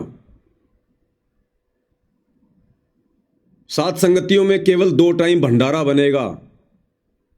सुबह का भंडारा भक्तों को कोशिश करो 10 बजे करवा दो, यानी 9 साढ़े 9 बजे, ज़्यादा से ज़्यादा 9 साढ़े 9 बजे गुरुदेव भगवान को भोग लगाओ। 9 बजे भोग लगाना शुरू करोगे, क्योंकि ज़्यादा भीड़ तो आती नहीं सात संगतियों में, अब तो वैसे बहुत ही कम भगत हो जाएंगे। तो 9 बजे परमात्मा को भोग लगाना शुरू कर दो, 10 बजे तक भोग लग के कंप्लीट हो जाएगा। 10 साढ़े 10 बजे भंडारा शुरू कर दो, आधा पौन घंटा 1 घंटा भंडारा में लग जाएगा। बैठ के फिर दिन में मालिक की चर्चा करो, महिमा करो।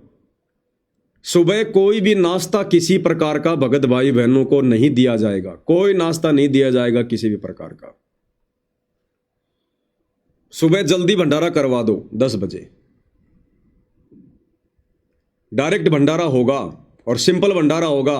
भंडारा अच्छे से लो, कोई दिक्कत नहीं है।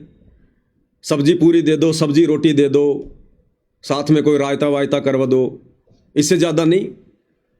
ये फालतू का सलाद फलाद वगैरह, अचार फचार वगैरह सब बंद करो, ये चटपटे काम। कोई मिठाई चटाई नहीं बनेगी किसी भी प्रकार की, कुछ नहीं। हाँ, गुरुदेव भगवान को भोग लगाने के लिए अगर आप मिठाई बना रहे हैं, बहुत ही कम, 1-1 कटोरी, जो सभी भाई बहनों को मिक्स करके बस भोग में दे दी जाए। भंडारे में अलग से देने की जरूरत ना पड़े किसी को भी एक भी मिठाई। केवल गुरु को जो भोग लगा है उसी को गोल मोड़ करके भगत भाई बहनों को प्रसाद दे दिया जाए। इसके अलावा मिठाई अलग से नहीं होगी। सुबह कोई नाश्ता नहीं किसी प्रकार का, कोई नाश्ता नहीं किसी भी प्रकार का। हमने समय बचाना है, समय। केवल भोग ही भोग थोड़े लगाने में जो है रहेंगे। तो सुबह ना गुरुदेव को भोग लगेगा ना भक्तों को भोग लगेगा। 10 बजे कोशिश करो भोग भाग लगा के फ्री हो जाओ और भक्तों को भंडारा करवा दो। दिन में बैठ के मालिक की महिमा करो। फिर शाम के समय कोई नाश्ता पानी नहीं, ना गुरुदेव को भोग लगेगा ना भक्तों को भोग लगेगा। रात्रि को कोशिश करो भाई, जैसे वर्तमान में 6 बजे भाई बहन अपनी संध्या आरती शुरू कर देते हैं, तो समय के अनुसार जैसे सूर्य अस्त हो तुरंत अपना संध्या आरती शुरू कर दो। संध्या आरती खत्म होते ही तुरंत भंडारा बना के गुरुदेव को भोग लगा दो, तुरंत फटाफट, और तुरंत फिर भगत भाई बहनों को भंडारा करवा दो। और ध्यान रखना, सुबह की आरती नित्य नियम, दोपहर की असुर निकंदन रमेणी और शाम की संध्या आरती। सात संगति में इन तीनों समय की आरतियों के समय कोई भाई बहन किसी प्रकार की दूसरी सेवा नहीं करेगा। ना कोई भंडारा बनाएगा, ना कोई आटा लगाएगा, ना कोई सब्जी बनाएगा, ना कोई चावल बनाएगा, ना कोई बर्तन मांजेगा। सबने आरती करनी तो करनी, बाकी सेवा बाद में। तीनों समय की आरती के समय केवल सेवा, केवल परमात्मा की आरती, बिल्कुल भी सेवा नहीं करनी है। उसके बाद में सारे भाई बहन मिलके फटाफट भंडारा बना लो, मालिक को भोग लगाओ मिलके, और फिर बैठ जाओ परमात्मा की चर्चा में। और रात्रि का भोजन हैवी मत करो, रात्रि का भोजन हल्का करो, अन्यथा नींद आएगी, ध्यान रख लेना। फिर सोओगे फिर रात को, फिर क्या फायदा। तो रात्रि को या तो दाल चावल या फिर जो है कढ़ी चावल, बस सिंपल, और कुछ नहीं। रात को कोई रायता फायदा नहीं, रायता भी केवल दिन के भोजन में। रात्रि के समय हल्का भोजन, कढ़ी चावल या फिर दाल चावल, बस, इससे ज्यादा कुछ नहीं। सिंपल तरीके से भोजन करो, रात्रि में हल्का भोजन लो ताकि नींद भी नहीं आएगी, परमात्मा की महिमा भी होगी, बार बार किसी को बाथरूम में भागने की जरूरत नहीं पड़ेगी। तो ये विशेष तौर पर ध्यान रखना। दूसरी बात, कोई भी सेवा आप जी साथ संगति में करते हो, भाई बहन आपस में बैठकर मिक्स होकर सेवा नहीं करेंगे, बिल्कुल भी नहीं करेंगे। अगर पूरियां बेलने की सेवा है, या तो भाई बेलो या फिर बहनें बेलो। यानी कोई भी ऐसे सेवा जिसमें एक से अधिक भगत भाई बहनों को सेवा करनी पड़ती है, उनमें भाई बहन मिक्स नहीं होंगे। अगर बर्तन मांज रहे हो, या तो बहनें मांजेंगी या फिर भाई मांजेंगे। वहां आसपास भी नहीं बैठना है, बाकी अपना बैठ के महिमा करो, मालिक की ज्ञान चर्चा करो।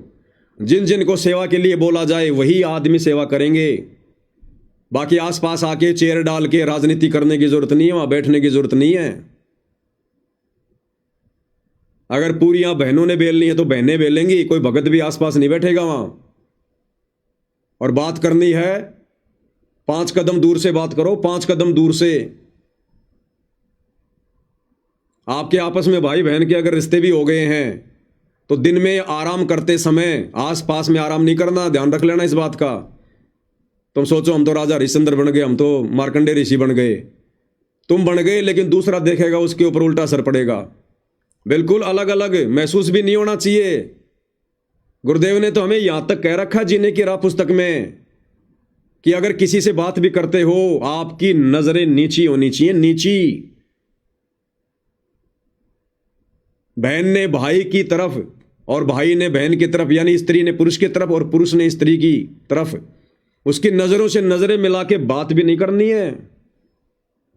यहां तक गुरुदेव भगवान ने हमें आदेश दिया हुआ जीने की राह पुस्तक में।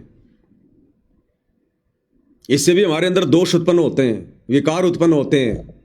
ये मन बड़ा उस्ताद है, ये सोचेगा मैंने अपनी पत्नी के साथ ही तो संकल्प लिया है, बाहर थोड़ी मनाई है, उसी समय नीचे गिरा देगा।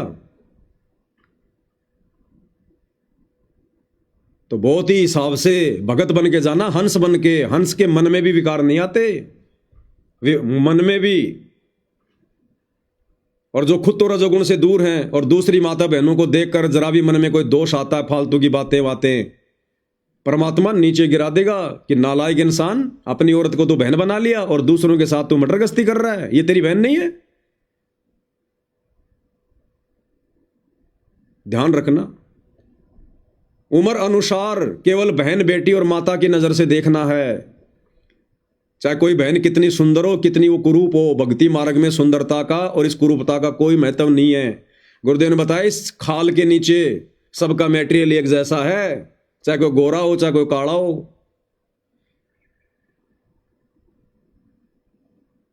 और हर प्रकार से मर्यादा, ये नियम बना लो।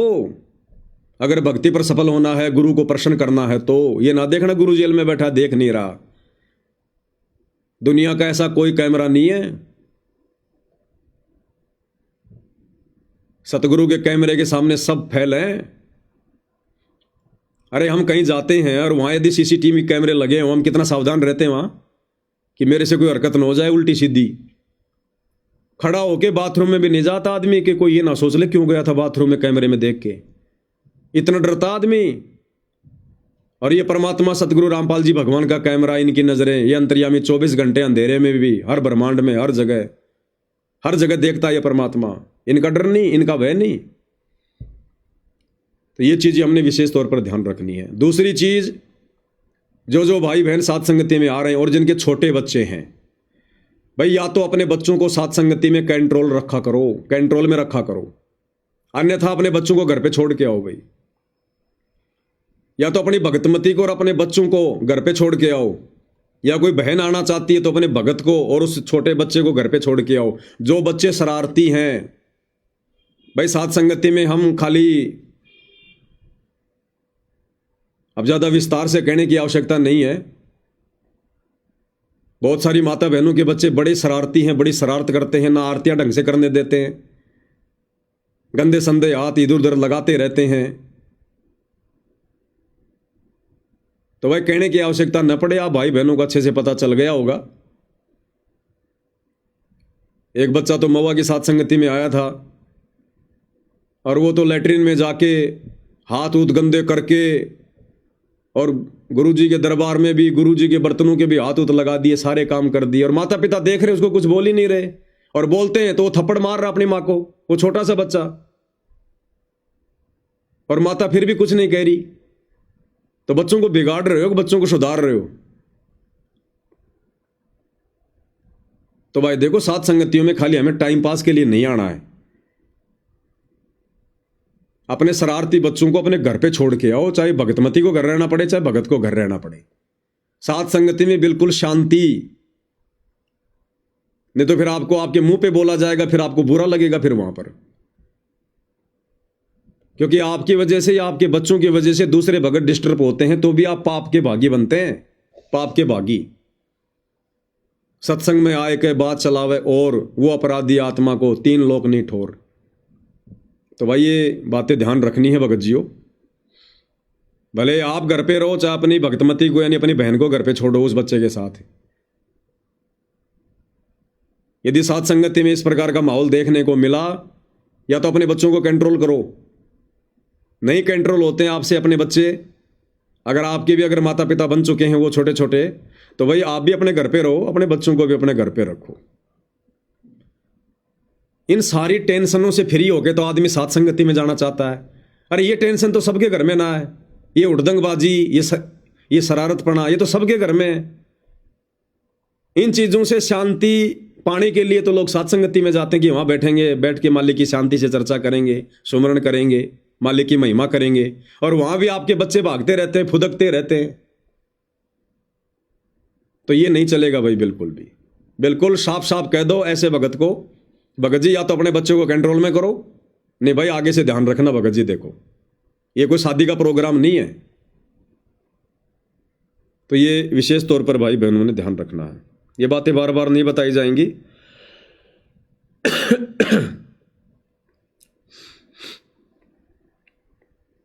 और भी बहुत सारी बातें हैं, लेकिन थोड़ी दास की तबीयत भाई और बहनों हल्की है, ज़्यादा बात हो नहीं पाएगी।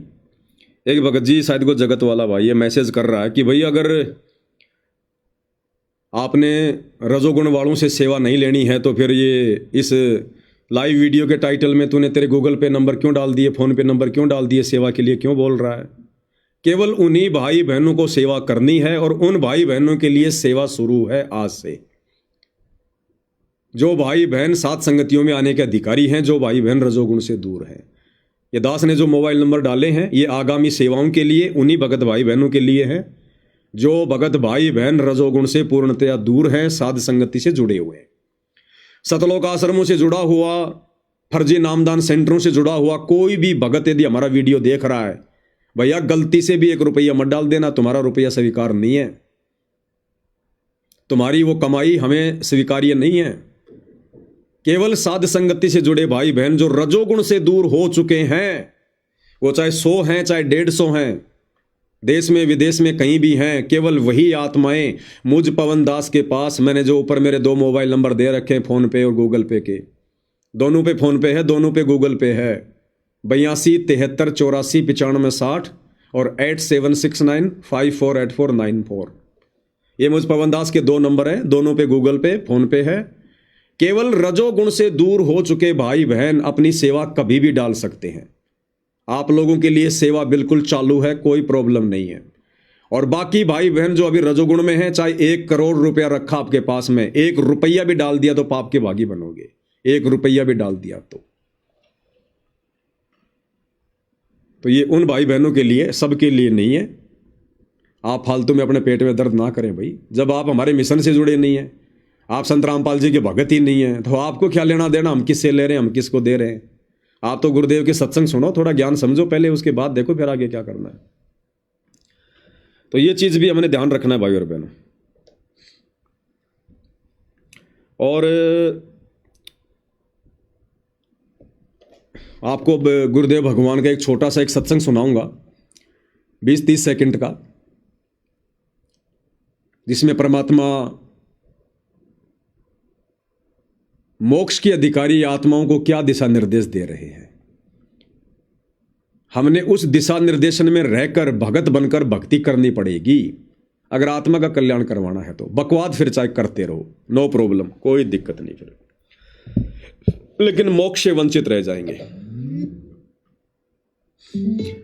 एक भाई है, कौन है पता नहीं, ये शिव चरण है, कौन है, ये गलत तरीके का नियम है। हम नहीं मानेंगे कि कोई मर गया तो भी मोबाइल नहीं मिलेगा। भाई नहीं मिलेगा, बिल्कुल नहीं मिलेगा।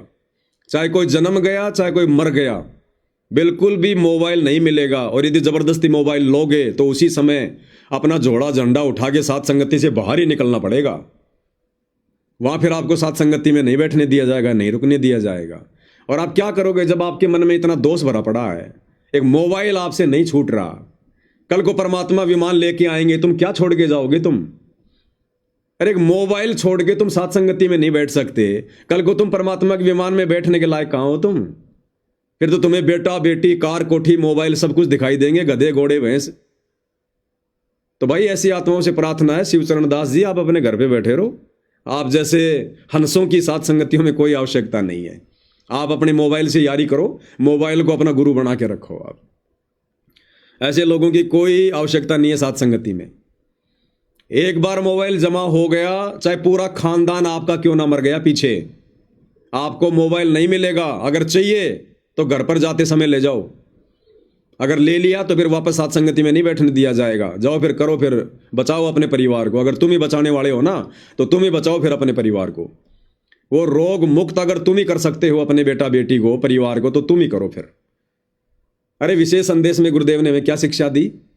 गुरुदेव करें 2011 की बात है, जयपुर का एक भगत था, उसकी पत्नी नहीं मानती थी, अकेला उपदेशी था। वो आने लगा सत्संग में आने लगा तो रास्ते में उसकी औरत का फोन आया। कहा कि कहाँ हो? बोला सत्संग में जा रहा हूं। बोले वापस आ जा, बेटा बीमार हो गया बहुत ज्यादा सख्त। उसने कहा कि नहीं, मैं तो सत्संग में निकल पड़ा, पास में हॉस्पिटल है, पैसे घर पे रखे, दिखा ले। इतना कह के उसने मोबाइल काट दिया। और गुरुदेव कह रहे उसने मोबाइल को स्विच ऑफ कर दिया। 3 दिन तक वो सत्संग में रहा, उसने मोबाइल को बंद ही रखा, खोला ही नहीं। तीसरे दिन उसने जैसे मोबाइल को ऑन किया, तुरंत घरवाली का फोन आया। बोला कहाँ हो? बोला सत्संग में हूं। बोला कमाल हो गया, क्या हो गया?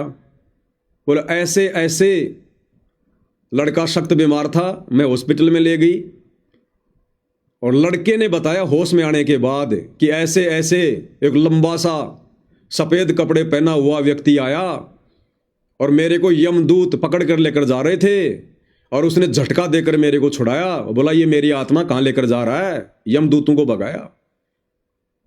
बोले तुम्हारे गुरुजी कैसे हैं? बोले लंबे लंबे हैं क्या, सफेद सफेद बाल हैं क्या, सफेद कपड़े पहनते हैं क्या? बोला लड़का बता रहा था कि ऐसा आदमी आया एक। तो उस भगत की आंखों में आंसू आने लग गए। अब भाई और बहनों, उस भगत की उस दृढ़ता को देखकर परमात्मा ने उस मरते हुए परिवार को बचाया, उस बेटे को बचाया जिसने मोबाइल को वहीं स्विच ऑफ करके रख दिया कि कोई मरे तो मरे।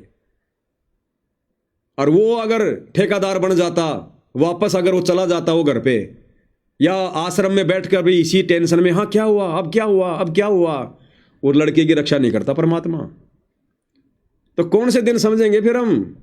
इसलिए तो गुरुदेव कहते हैं कि जब तुम सत्संग के लिए चलो तो अपने आप को जीवित मार लो कि मैं तो मर गया, अगर थोड़ा बहुत काम बिगड़ भी गया तो जाके संभाल लूंगा। और गुरुदेव कहते हैं फिर ऐसी आत्माओं के काम परमात्मा बिगड़ने नहीं देता। तो भाई ये रिप्लाई जिसने भी किया है, मैं तो शिवचरण ही समझ पा रहा हूं। कौन है ये शिवचरण, कहाँ का है? मेरी वैसे कोई किसी से यारी दोस्ती रिश्तेदारी नहीं है, ना मैं ज्यादा इस मामले में पढ़ता हूं। कोई सत्सेवक है तो अपने लिए, मेरे लिए नहीं है। तो ये जो भी भाई है, इस भाई से प्रार्थना है, भाई आपने साथ संगति में आने की बिल्कुल भी आवश्यकता नहीं है। अपने घर पर बैठकर अपनी भक्ति कर ले जैसे भी हो रही है।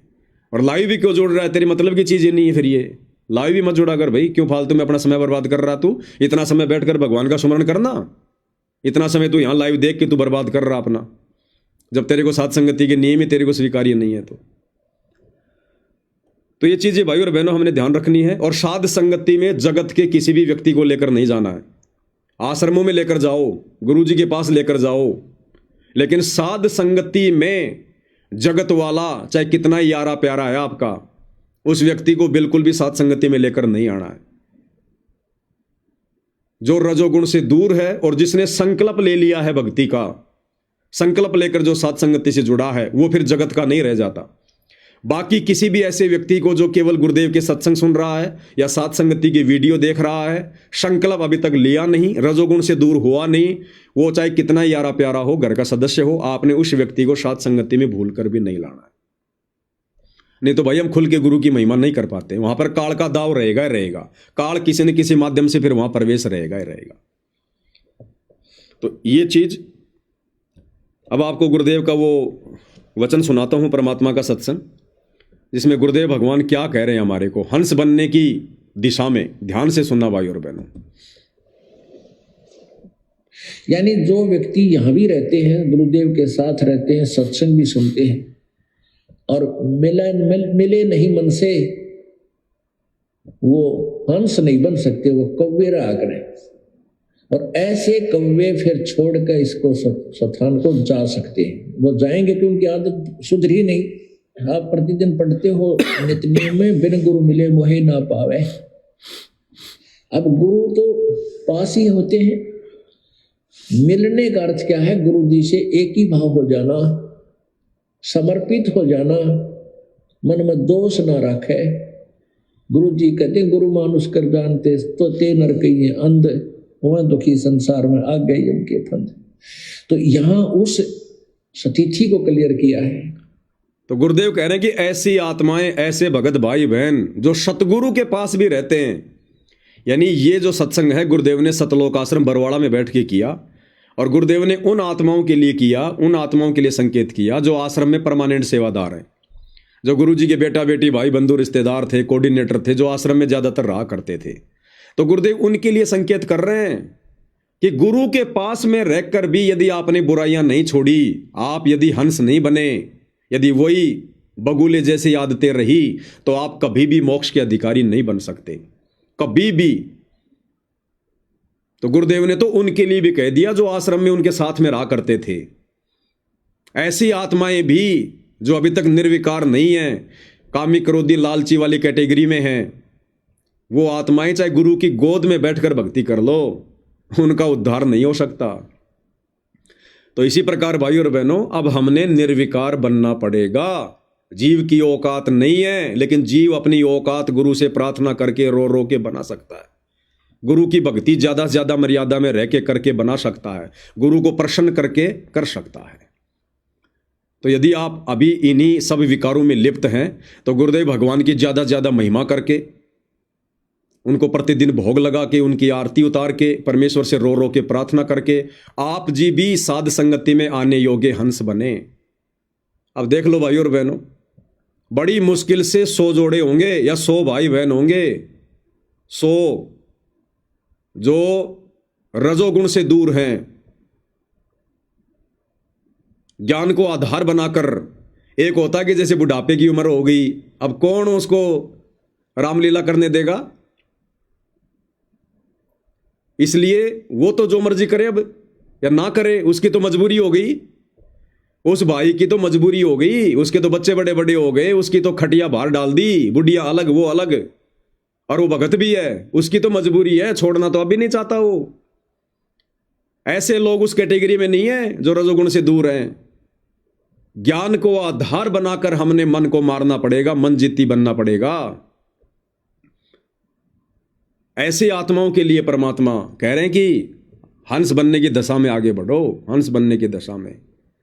तो बड़ी मुश्किल से परमेश्वर रामपाल जी की संगत में, देश विदेश में जितनी भी संगत है करोड़ों में, बड़ी मुश्किल से 100 आत्माएं ऐसी होंगी, और वो भी जो साध संगति से जुड़ी है, क्योंकि ज्ञान आधार केवल साध संगति में है। गुरु को परमात्मा केवल साध संगति में माना जाता है, बाहर कहीं नहीं। तो बड़ी मुश्किल से पूरे विश्व में 100 आत्माएं ऐसी हैं जो पूर्णतया रजोगुण से दूर हैं, संकल्प ले चुकी हैं, भक्ति दृढ़ता से कर रहे हैं, और गुरु ने भी जिनके ऊपर अपना आशीर्वाद बना दिया है। तो सोचिए, अभी तक तो केवल भाई और बहनों 100 आत्माओं को ही परमात्मा ने सतलोक के लिए सिलेक्ट किया है। किस ब्रह्मांड में केवल 100 आत्माओं को, और 100 की भी अंतिम समय तक परीक्षा चलेगी, अंतिम श्वास तक।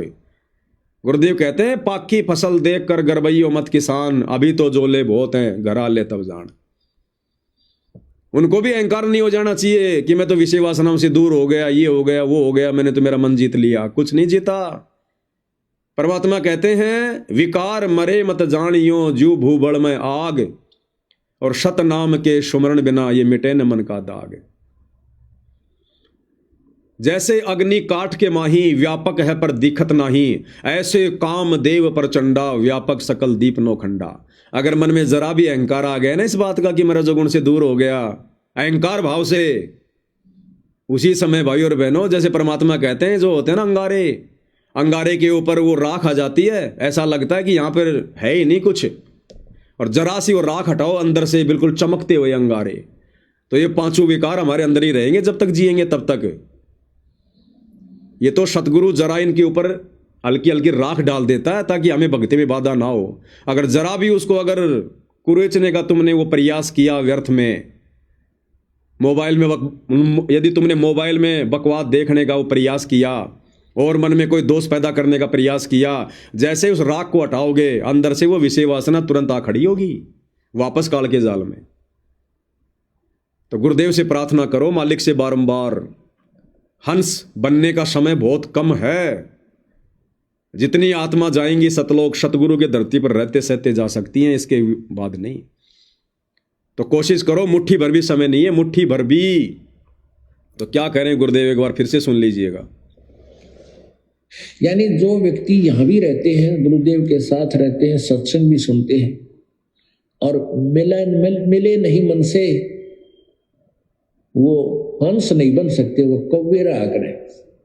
और ऐसे कौवे फिर छोड़कर इसको स्थान को जा सकते हैं। वो जाएंगे कि उनकी आदत सुधरी नहीं। आप प्रतिदिन पढ़ते हो नित्यनेम में, बिन गुरु मिले मोहे ना पावे। अब गुरु तो पास ही होते हैं। मिलने का अर्थ क्या है? गुरु जी से एक ही भाव हो जाना, समर्पित हो जाना, मन में दोष ना रखे। गुरु जी कहते गुरु मानुष कर जानते तो ते नर कही अंध, वह दुखी संसार में आ गई उनके फंद। तो यहां उस स्थिति को क्लियर किया है। राजकुमार दास भगत जी हैं, इन्होंने मैसेज किया है, ये ज्ञान गंगाकर जी ने करा का फोटो लगा रखी है। किस काम का सेवा चालू है भगत जी? दास ने ऊपर जो गूगल पे फोन नंबर डाले हैं कि भाई सेवा चालू है, तो भगत जी कह रहे किस काम की सेवा चालू है। अगर काम के लिए सेवा डालोगे तो फिर सेवा कहाँ हुई भाई फिर आपकी? जैसे पिछली बार दास ने मैसेज डाला कि सभी भाई बहनों को थालियां भेजी जाएंगी, जिस जिसको थाली चाहिए वो अपना अपना पैसा भेजो। तो आपने सेवा डाल दी, बदले में आपको चंवर भेज दी, आपको थालियां भेज दी, तो वो सेवा कहाँ है? वो सेवा में काउंट नहीं है आपका पैसा। वो तो आपने पैसा डाला, बदले में आपको हमने कोरियर भेज दिया, आपका माड़ा आपको भेज दिया। ये सेवा है? ये वीडियो बन रही है, सेवा नहीं है क्या भाई? दास कुछ काम तो कुछ कर नहीं पा रहा इन सेवाओं के मध्य। मेरा परिवार कैसे चल रहा है? ये सेवाएं कैसे हो रही है? वीडियो कोई ऐसे बन रहे हैं क्या? कोई सेवाओं के लिए बाहर जाते हैं, दूर दूर जाते हैं, गाड़ी है, खर्चे हैं, ये सेवा नहीं भाई। ये सेवा थोड़ी है कि आपने चवर का पैसा डाला और मैंने आपको चवर भेज दिया, वो सेवा थोड़ी है। वो तो आपने सामान मंगवाया, मैंने आपको भेज दिया सामान। तो ये सेवा ही है, सेवा है तभी ये सेवाएं हो रही है। जिस दिन ये सेवा नहीं होगी, आप भाई बहनों की तरफ से जो परमात्मा आपसे जो प्रेरणा करके लगवाते हैं, तो मैं अपना कोई छोटा मोटा मैं अपना कोई काम धंधा देखूंगा, फिर ये सेवा थोड़ी हो पाएंगी। फिर थोड़े आप ये लाइव वीडियो देख पाओगे, मैनेजमेंट क्या कर रहा है, क्या क्या गलतियां कर रहा है, कैसे कैसे सावधान होना है, ये थोड़ी जानकारी आपके पास आएगी। फिर थोड़ी हो पाएगी ये। तो सेवा वो ही है, ये सेवाएं चल रही है सारी। दास सुबह उठता है, रात को सोता है, जो भी करता है सेवा ये हो। 1 रुपया खर्च होता है चाहे लाख रुपया खर्च होता है। दास के घर पे आप सबको पता है पिछले 3-4 महीने से 5 ज्योतियां जल रही है। महीने का 1 क्विंटल घी डलता है, और घी दास को डेयरी का नहीं लाता, मजबूरी में जब नहीं मिलता, नहीं तो गांव जाकर दास 1000 रुपये का देसी घी लाता है, 1000 रुपये किलो वाला, कभी 2 क्विंटल, कभी 1.5 क्विंटल। हर महीने का 1 क्विंटल घी लगता है हवन में, जो दास के घर पर जल रही है सात संगत वाले भाई बहनों के लिए। तो 1 महीने का वो जो 1 लाख रुपए का जो घी जल रहा है, वो सेवा नहीं है क्या? महीने का कम से कम 4 से 5 लाख रुपए का खर्चा है दास का। तुम सोच रहे हो कि ऐसे पवन दास लाइव आ जाता है, ऐसे वीडियो बन जाते हैं, पूरा परिवार लगता है दिन रात, जब जाके एक वीडियो तैयार होता है। और दास के कम से कम 12 घंटे लगते हैं, तब जाकर उस वीडियो के छोटे छोटे वीडियो बनते हैं। दास के तो सुमरण भी ढंग से नहीं हो पाते इन सेवाओं के चलते। आप कहते हो कि कौन सी सेवा चालू है, तो ये सेवा नहीं है जो सारे दिन जो हमारी जो चक्री बंदी रहती है, ये सेवा नहीं है। तारीखों पे जाता हूँ, गाड़ियाँ लेके जाता हूँ, सारा खर्चा है, वो सेवा नहीं है। मैं कोई मर्डर करके थोड़ा ना कोई जेल में गया था। आप लोगों तक संदेश से पहुंचाने के लिए तो मेरे ऊपर उन लोगों ने मुकदमे लगाए हैं। तो तारीखों पे जाना, वो खर्चा वर्चा, वो सेवा में नहीं आएगा क्या? भाई ये सेवा ही है सारी। और सेवा क्या होती है बताओ? तो अब सबने सेवा नहीं करनी भाई। 1 रुपया मत डाल देना गलती से, जो भाई बहन रजोगुण में है। आपके घर पर चाहिए करोड़ रखें, अपने घर पे रखो भैया, अपने और काम में लो। पवन दास को मत भेज देना बिल्कुल भी। डाल भी दोगे तो आपकी सेवा नहीं लगेगी। मुझे तो नहीं पता चलेगा किसने डाला किसने नहीं डाला, लेकिन परमात्मा की नज़रों में आपकी वो सेवा स्वीकार्य नहीं होगी। जो भाई बहन रजोगुण से दूर हैं, सही भक्ति कर रहे हैं, हंस आत्मा हैं, परमेश्वर की मर्यादाओं में हैं, आपको सारी बातें बता दी गई हैं, समझा दी गई हैं। अगर आप इस कैटेगरी में हैं तो आप अपनी सेवा लगाना भाई, नहीं तो सेवा मुझे भेजने की जरूरत नहीं है। दास अपना मूंगफली का ठेला लगा लेगा, कोई दिक्कत नहीं है। मेरी तो खुद की एक मजबूरी सी बन रही है, क्या करूं मैं? मुझे कोई अच्छा थोड़ी लग रहा है कि तुम भाई बहनों की सेवा के ऊपर अपना परिवार चलाना। मैं तो चाहता हूं कि परमात्मा कब ये सेवा ले, कब मैं अपना छोटा मोटा काम धंधा करूं, लेकिन मालिक ही नहीं चाह रहा तो मैं क्या करूं? तो सेवा केवल उन्हीं की स्वीकार्य होगी जो रजोगुण से दूर हैं और साध संगति से जुड़े हुए हैं, केवल उन्हीं की। बाकी भैया चाहे आप कितना ही धनवान हो, कितने पैसे वाले हों, आपका 1 रुपया भी स्वीकार्य अब नहीं होगा। क्योंकि यहां दास कोई लोभ लालच के चक्कर में सेवा नहीं कर रहा है। मेरा मकसद आपसे कोई धन लेने का नहीं है। दास को तो परमात्मा प्रेरणा करके वीडियो बनवाते हैं आप लोगों से भी माया से दूर रहने के लिए। मैं कैसे आपकी माया अपने घर में घुसेड़ूंगा? तो केवल उन्हीं भाई बहनों के लिए सेवा चालू है और ये सेवा चालू रहेगी जब तक दास सेवा में है। अब ऐसा नहीं है कि 5 दिन बाद बंद हो गई, 6 दिन बंद हो गई। आप भाई बहन कभी भी अपनी सेवा लगा सकते हैं, किसी भी समय लगा सकते हैं आप। दास ने दोनों नंबर दे दिए हैं, गूगल पे फोन पे के, लगवा सकते हैं आप। तो ये छोटा सा संदेशा था। बात तो और भी बहुत सारी है, लेकिन थोड़ा जुकाम खांसी वाला चक्कर है, ज़्यादा बोला नहीं जाता, वरना फिर खांसी आती है। तो बस केवल ये थोड़ी सी जानकारी थी। अब इसमें भी भाई और बहनों ये परीक्षा है भक्तों की, ये भी एक परीक्षा होगी अब साथ संगति से जुड़े भाई बहनों की। अब बहुत सारे भाई बहन तो साथ संगतियों से पीछे कदम हटा लेंगे। कई मुझ पवनदास से राग देवे से ईर्ष्या कर लेंगे। ये आया बड़ा नियम बताने वाला, ये कहेगा वैसे चलेंगे क्या हम? अरे भैया मेरे अनुसार नहीं चलना, मेरे अनुसार नहीं चलना भाई, और ना मैं चलाना चाहता मेरे अनुसार। मैंने तो संदेशा दे दिया, अब आपको क्या लगता है आप जी वैसा करो। तो बहुत सारों के तो मन में दोष आ जाएगा, ये कौन होता है मैं रोकने वाला, हम तो जाएंगे साथ संगतियों में। अब भैया जिसके घर पर साथ संगति है वो जाने, आपको रोकेगा या फिर वहां बैठाएगा आपकी पूजा करेगा, वो जाने। अब मेरा काम तो संदेशा देने का है। मेरे घर पर तो साथ संगतियां है नहीं, ना मेरे घर पर साथ संगतियां हो सकती, क्योंकि मेरा जो बड़ा लड़का है लोकेंद्र दास, उसने भाई अपनी रमेणी कर ली, अपनी पसंद की लड़की से उसने रमेणी कर ली, जगत वाली वो लड़की है। हालांकि वो उसको साल भर से उसको भक्ति वो बता रहा था, सिखा रहा था। नाम ले रमेणी होते ही उसने संकल्प दीक्षा ले ली, लेकिन है दोनों रजोगुण में। तो मेरे घर पर भी नहीं हो सकती साथ संगति। अगर मैं ये सोचता कि भाई मेरा लड़का भी रजोगुण में है और मैं ये मैसेज डालूंगा तो फिर मेरे घर पर भी नहीं होगी, तो नहीं हो तो ना हो। नियम सबके लिए बराबर है, नियम पानी सबके लिए बराबर है। अगर पक्षपात करूंगा तो सबसे पहले मैं ही मरूंगा। कबीर सागर की वाणियां नहीं पढ़ी क्या? पक्ष करेगा जो नीचे गिरेगा। अगर नाद वाले गुरु के वचन वाले शिष्य अगर पक्षपात करेंगे तो वो भी नीचे गिरेंगे। तो मेरे घर पर भी साथ संगति नहीं हो सकती भाई, क्योंकि मेरा जो बड़ा लड़का है वो भी रजोगुण में है, लेकिन भक्ति कर रहे हैं, अच्छी कर रहे हैं, बहुत बढ़िया कर रहे हैं, सेवा भी कर रहा है। लेकिन नियम तो नियम है भाई, मैं साथ संगति नहीं रखवा सकता। इसीलिए जयपुर में साथ संगति नहीं है। बार बार भाई बहनों ने साथ संगतियां रखवाई है, उनसे संपर्क करो। यूपी में कौन रखवा रहा है, एमपी में कौन रखवा रहा है, मैसेज तो हम डालते ही नहीं सार्वजनिक। तो जहां जहां आपकी जानकारी है आप भाई बहनों से जुड़े हुए हैं, उनसे संपर्क करो, उनसे पूछ लो पहले सारी बातें कि भैया आपने पवन भगत जी का लाइव देखा कि नहीं देखा, आप उस मर्यादा में रह के साथ संगति रखवा रहे हैं कि नहीं रखवा रहे हैं। उसके बाद में आप वहाँ जाओ और साथ संगति में आने वाले से प्यार प्रेम से प्रार्थना करो कि पवन भगत जी जब लाइव आए थे विषय वासना के बारे में बताया था, आप भगत जी उस मर्यादा में हो क्या? और वो कहे कि हाँ भगत जी मालिक की दया है, तो आओ फिर अंदर। वो कहते हैं नहीं भगत जी मालिक की दया नहीं है, तो भगत जी देखो खाना पाना खाओ, चाय पानी पियो, जो भी है, बाकी भगत जी साथ संगति में फिर आप अलाउ नहीं है। तो पूछना भी है आने वाले को, ये नहीं कि साहब ये तो मेरा जानकार है, वो तेरा भले जानकार है, तेरे को क्या पता, मुंह खड़ा करके आया 2 मिनट पहले। तो आपकी जिम्मेदारी बनती है, फिर आप दोषी नहीं रहेंगे। 24 घंटे आपके पाड़ोस वाला भगत जो आपको पता कि ये रजोगुण से दूर है, यानी मैं पवन दास भी अगर साथ संगति में जाता हूं और जिस भगत के घर पर साथ संगति है उसकी जिम्मेदारी बनती है वहां पहुंचते ही सबसे पहले मेरे से ही प्रार्थना करेगा, सच्चाई भगत जी जो लाइव वीडियो में जो बातें हुई थी रजोगुण को लेकर, तो आपके ऊपर मालिक की दया है क्या? और मैं कह दूं हाँ भगत जी मालिक की दया है दास के ऊपर, मैं उन मर्यादाओं में हूं, तो एंट्री है अंदर, नहीं तो चाय पानी पिला के वापस बाहर करो। तो भैया नियम सबके लिए है, ऐसा नहीं है कि पवन दास कोई अपनों को छोड़ता है।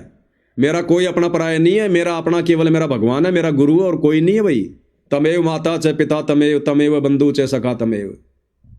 तो कोई भी हो, नियम सबके लिए बराबर लागू हैं, तभी मालिक दया करेंगे, नहीं 2 मिनट में उठा बैठेंगे। यहाँ कोई किसी का नहीं है, हड़के मत लेना इस मार्ग को। तो केवल साथ संगति से जुड़े हुए और रजोगुण से पूरी तरह से दूर वही भगत भाई बहन अपनी सेवा जब मर्जी कभी भी कितनी भी कैसी भी लगा सकते हैं, उनके लिए कोई रोक टोक नहीं है। बाकी लोगों को बिल्कुल भी अलाउ नहीं है। अगर लगानी है तो भैया परमात्मा से प्रार्थना करो, पहले रजोगुण से दूर हो जाओ, कम से कम 2-3 महीने रिहर्सल करो।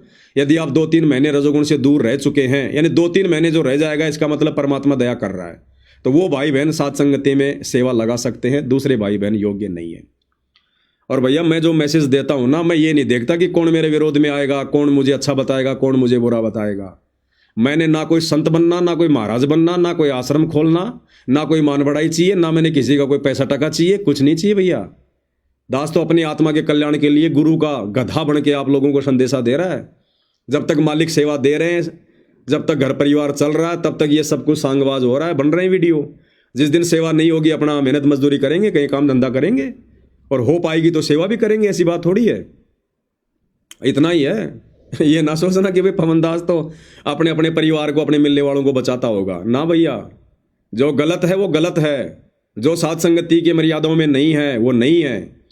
मेरा लड़का अपने घर पर बैठ के मालिक की जो मर्जी चर्चा करे, आरती करे, कुछ भी करे, साथ संगति में वो जाने का अधिकारी नहीं है और ना जाएगा मेरे साथ कभी, जब तक वो रजोगुण में है।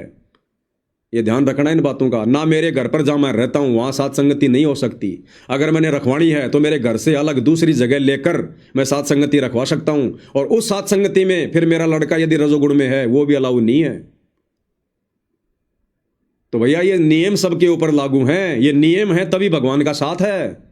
ये नियम नहीं है तो देख लो इन आश्रम वालों की क्या दुर्गति हो रही है, क्या हालत हो रही है इनकी। गधे घोड़े सब इकट्ठे हो रहे हैं, कोई मान मर्यादा नहीं है। तो नियम मर्यादा सबके लिए समान है। तो भाई और बहनों, आज के लाइव में केवल इतना ही। छोटी मोटी बातें रह गई हों तो परमात्मा प्रेरणा करेंगे तो बाद में बता देंगे। बाकी मोटी मोटी बातें आप सभी भाई बहनों के समझ में आ गई होंगी।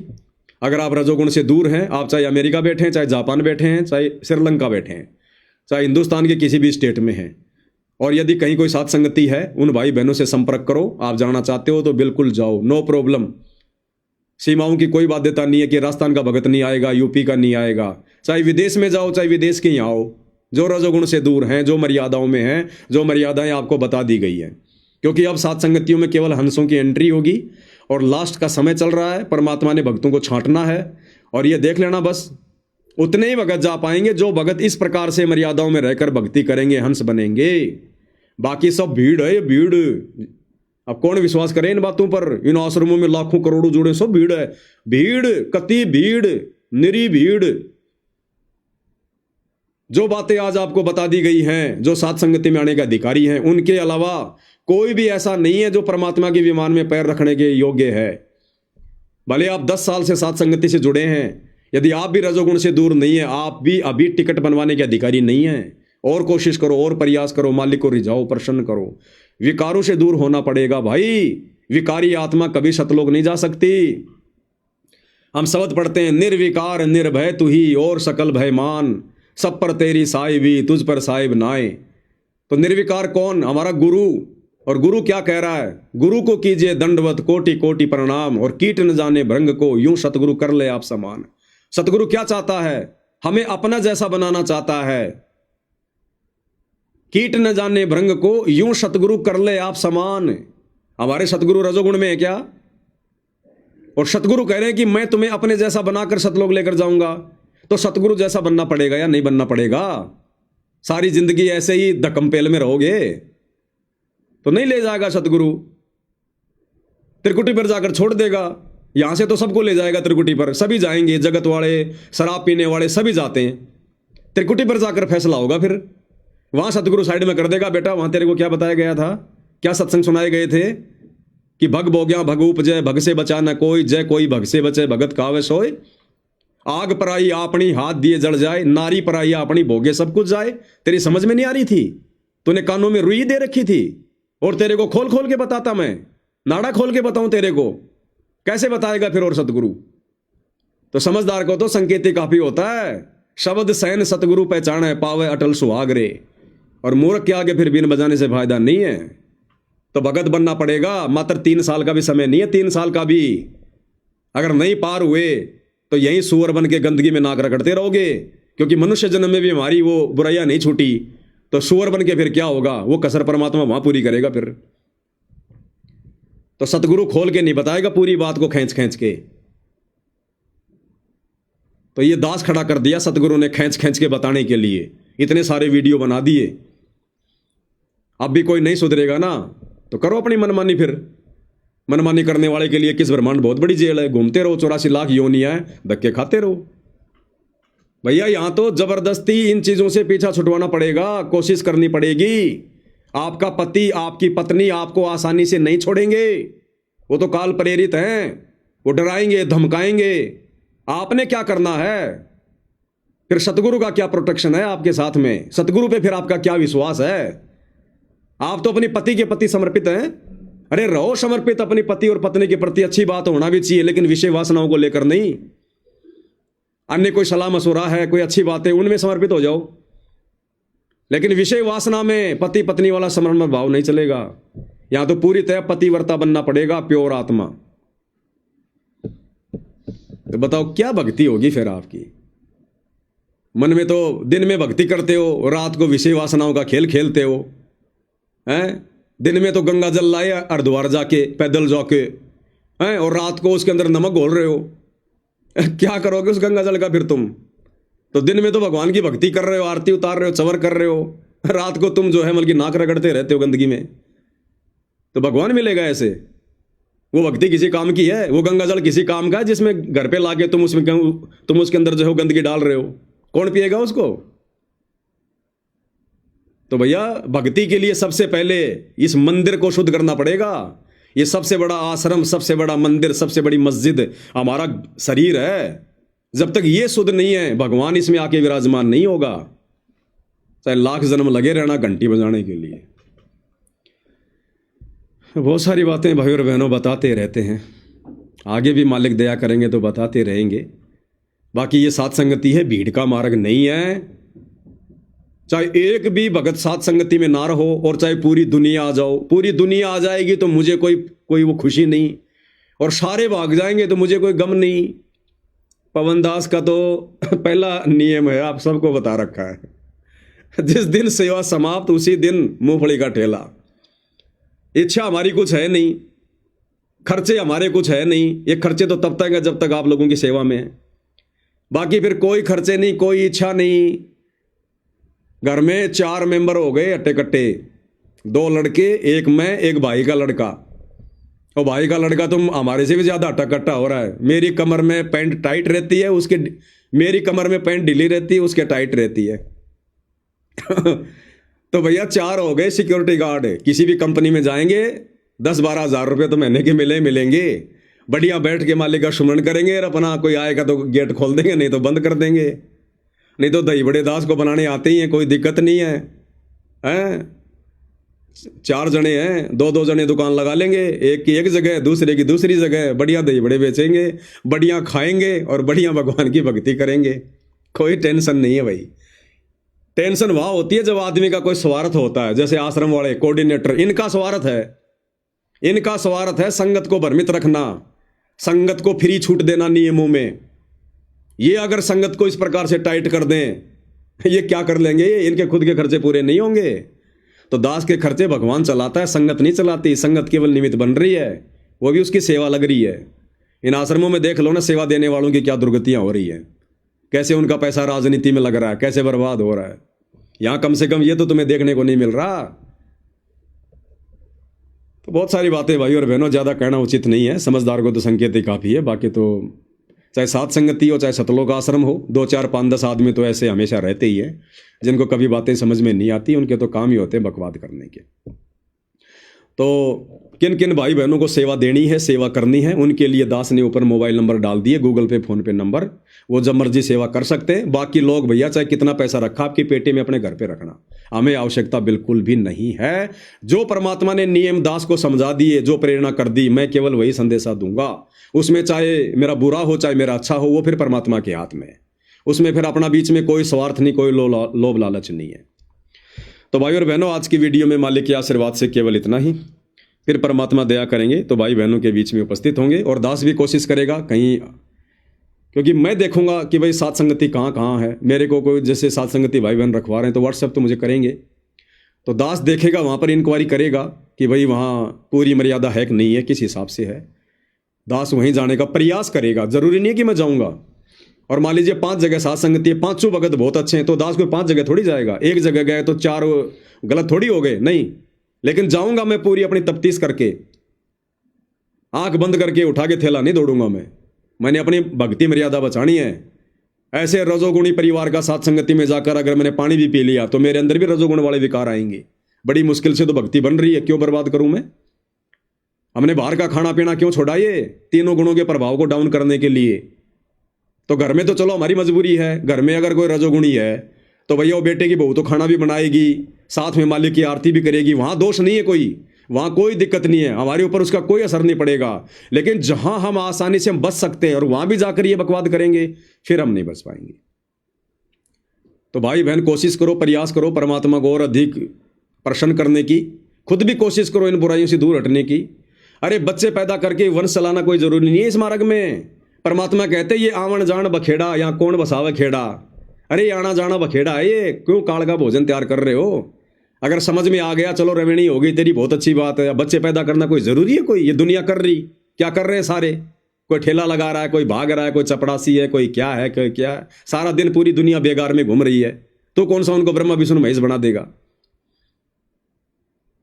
तो मालिक की भक्ति करो, ठीक है रवेणी हो गई, अब तेरा खाना बनाने वाली, तेरे कपड़े धोने वाली आ गई, तेरे को भी आसान हो गया, उसको भी बैठे बैठे राशन मिल जाएगा, तू काम करेगा, वो तेरे घर पे काम करेगी।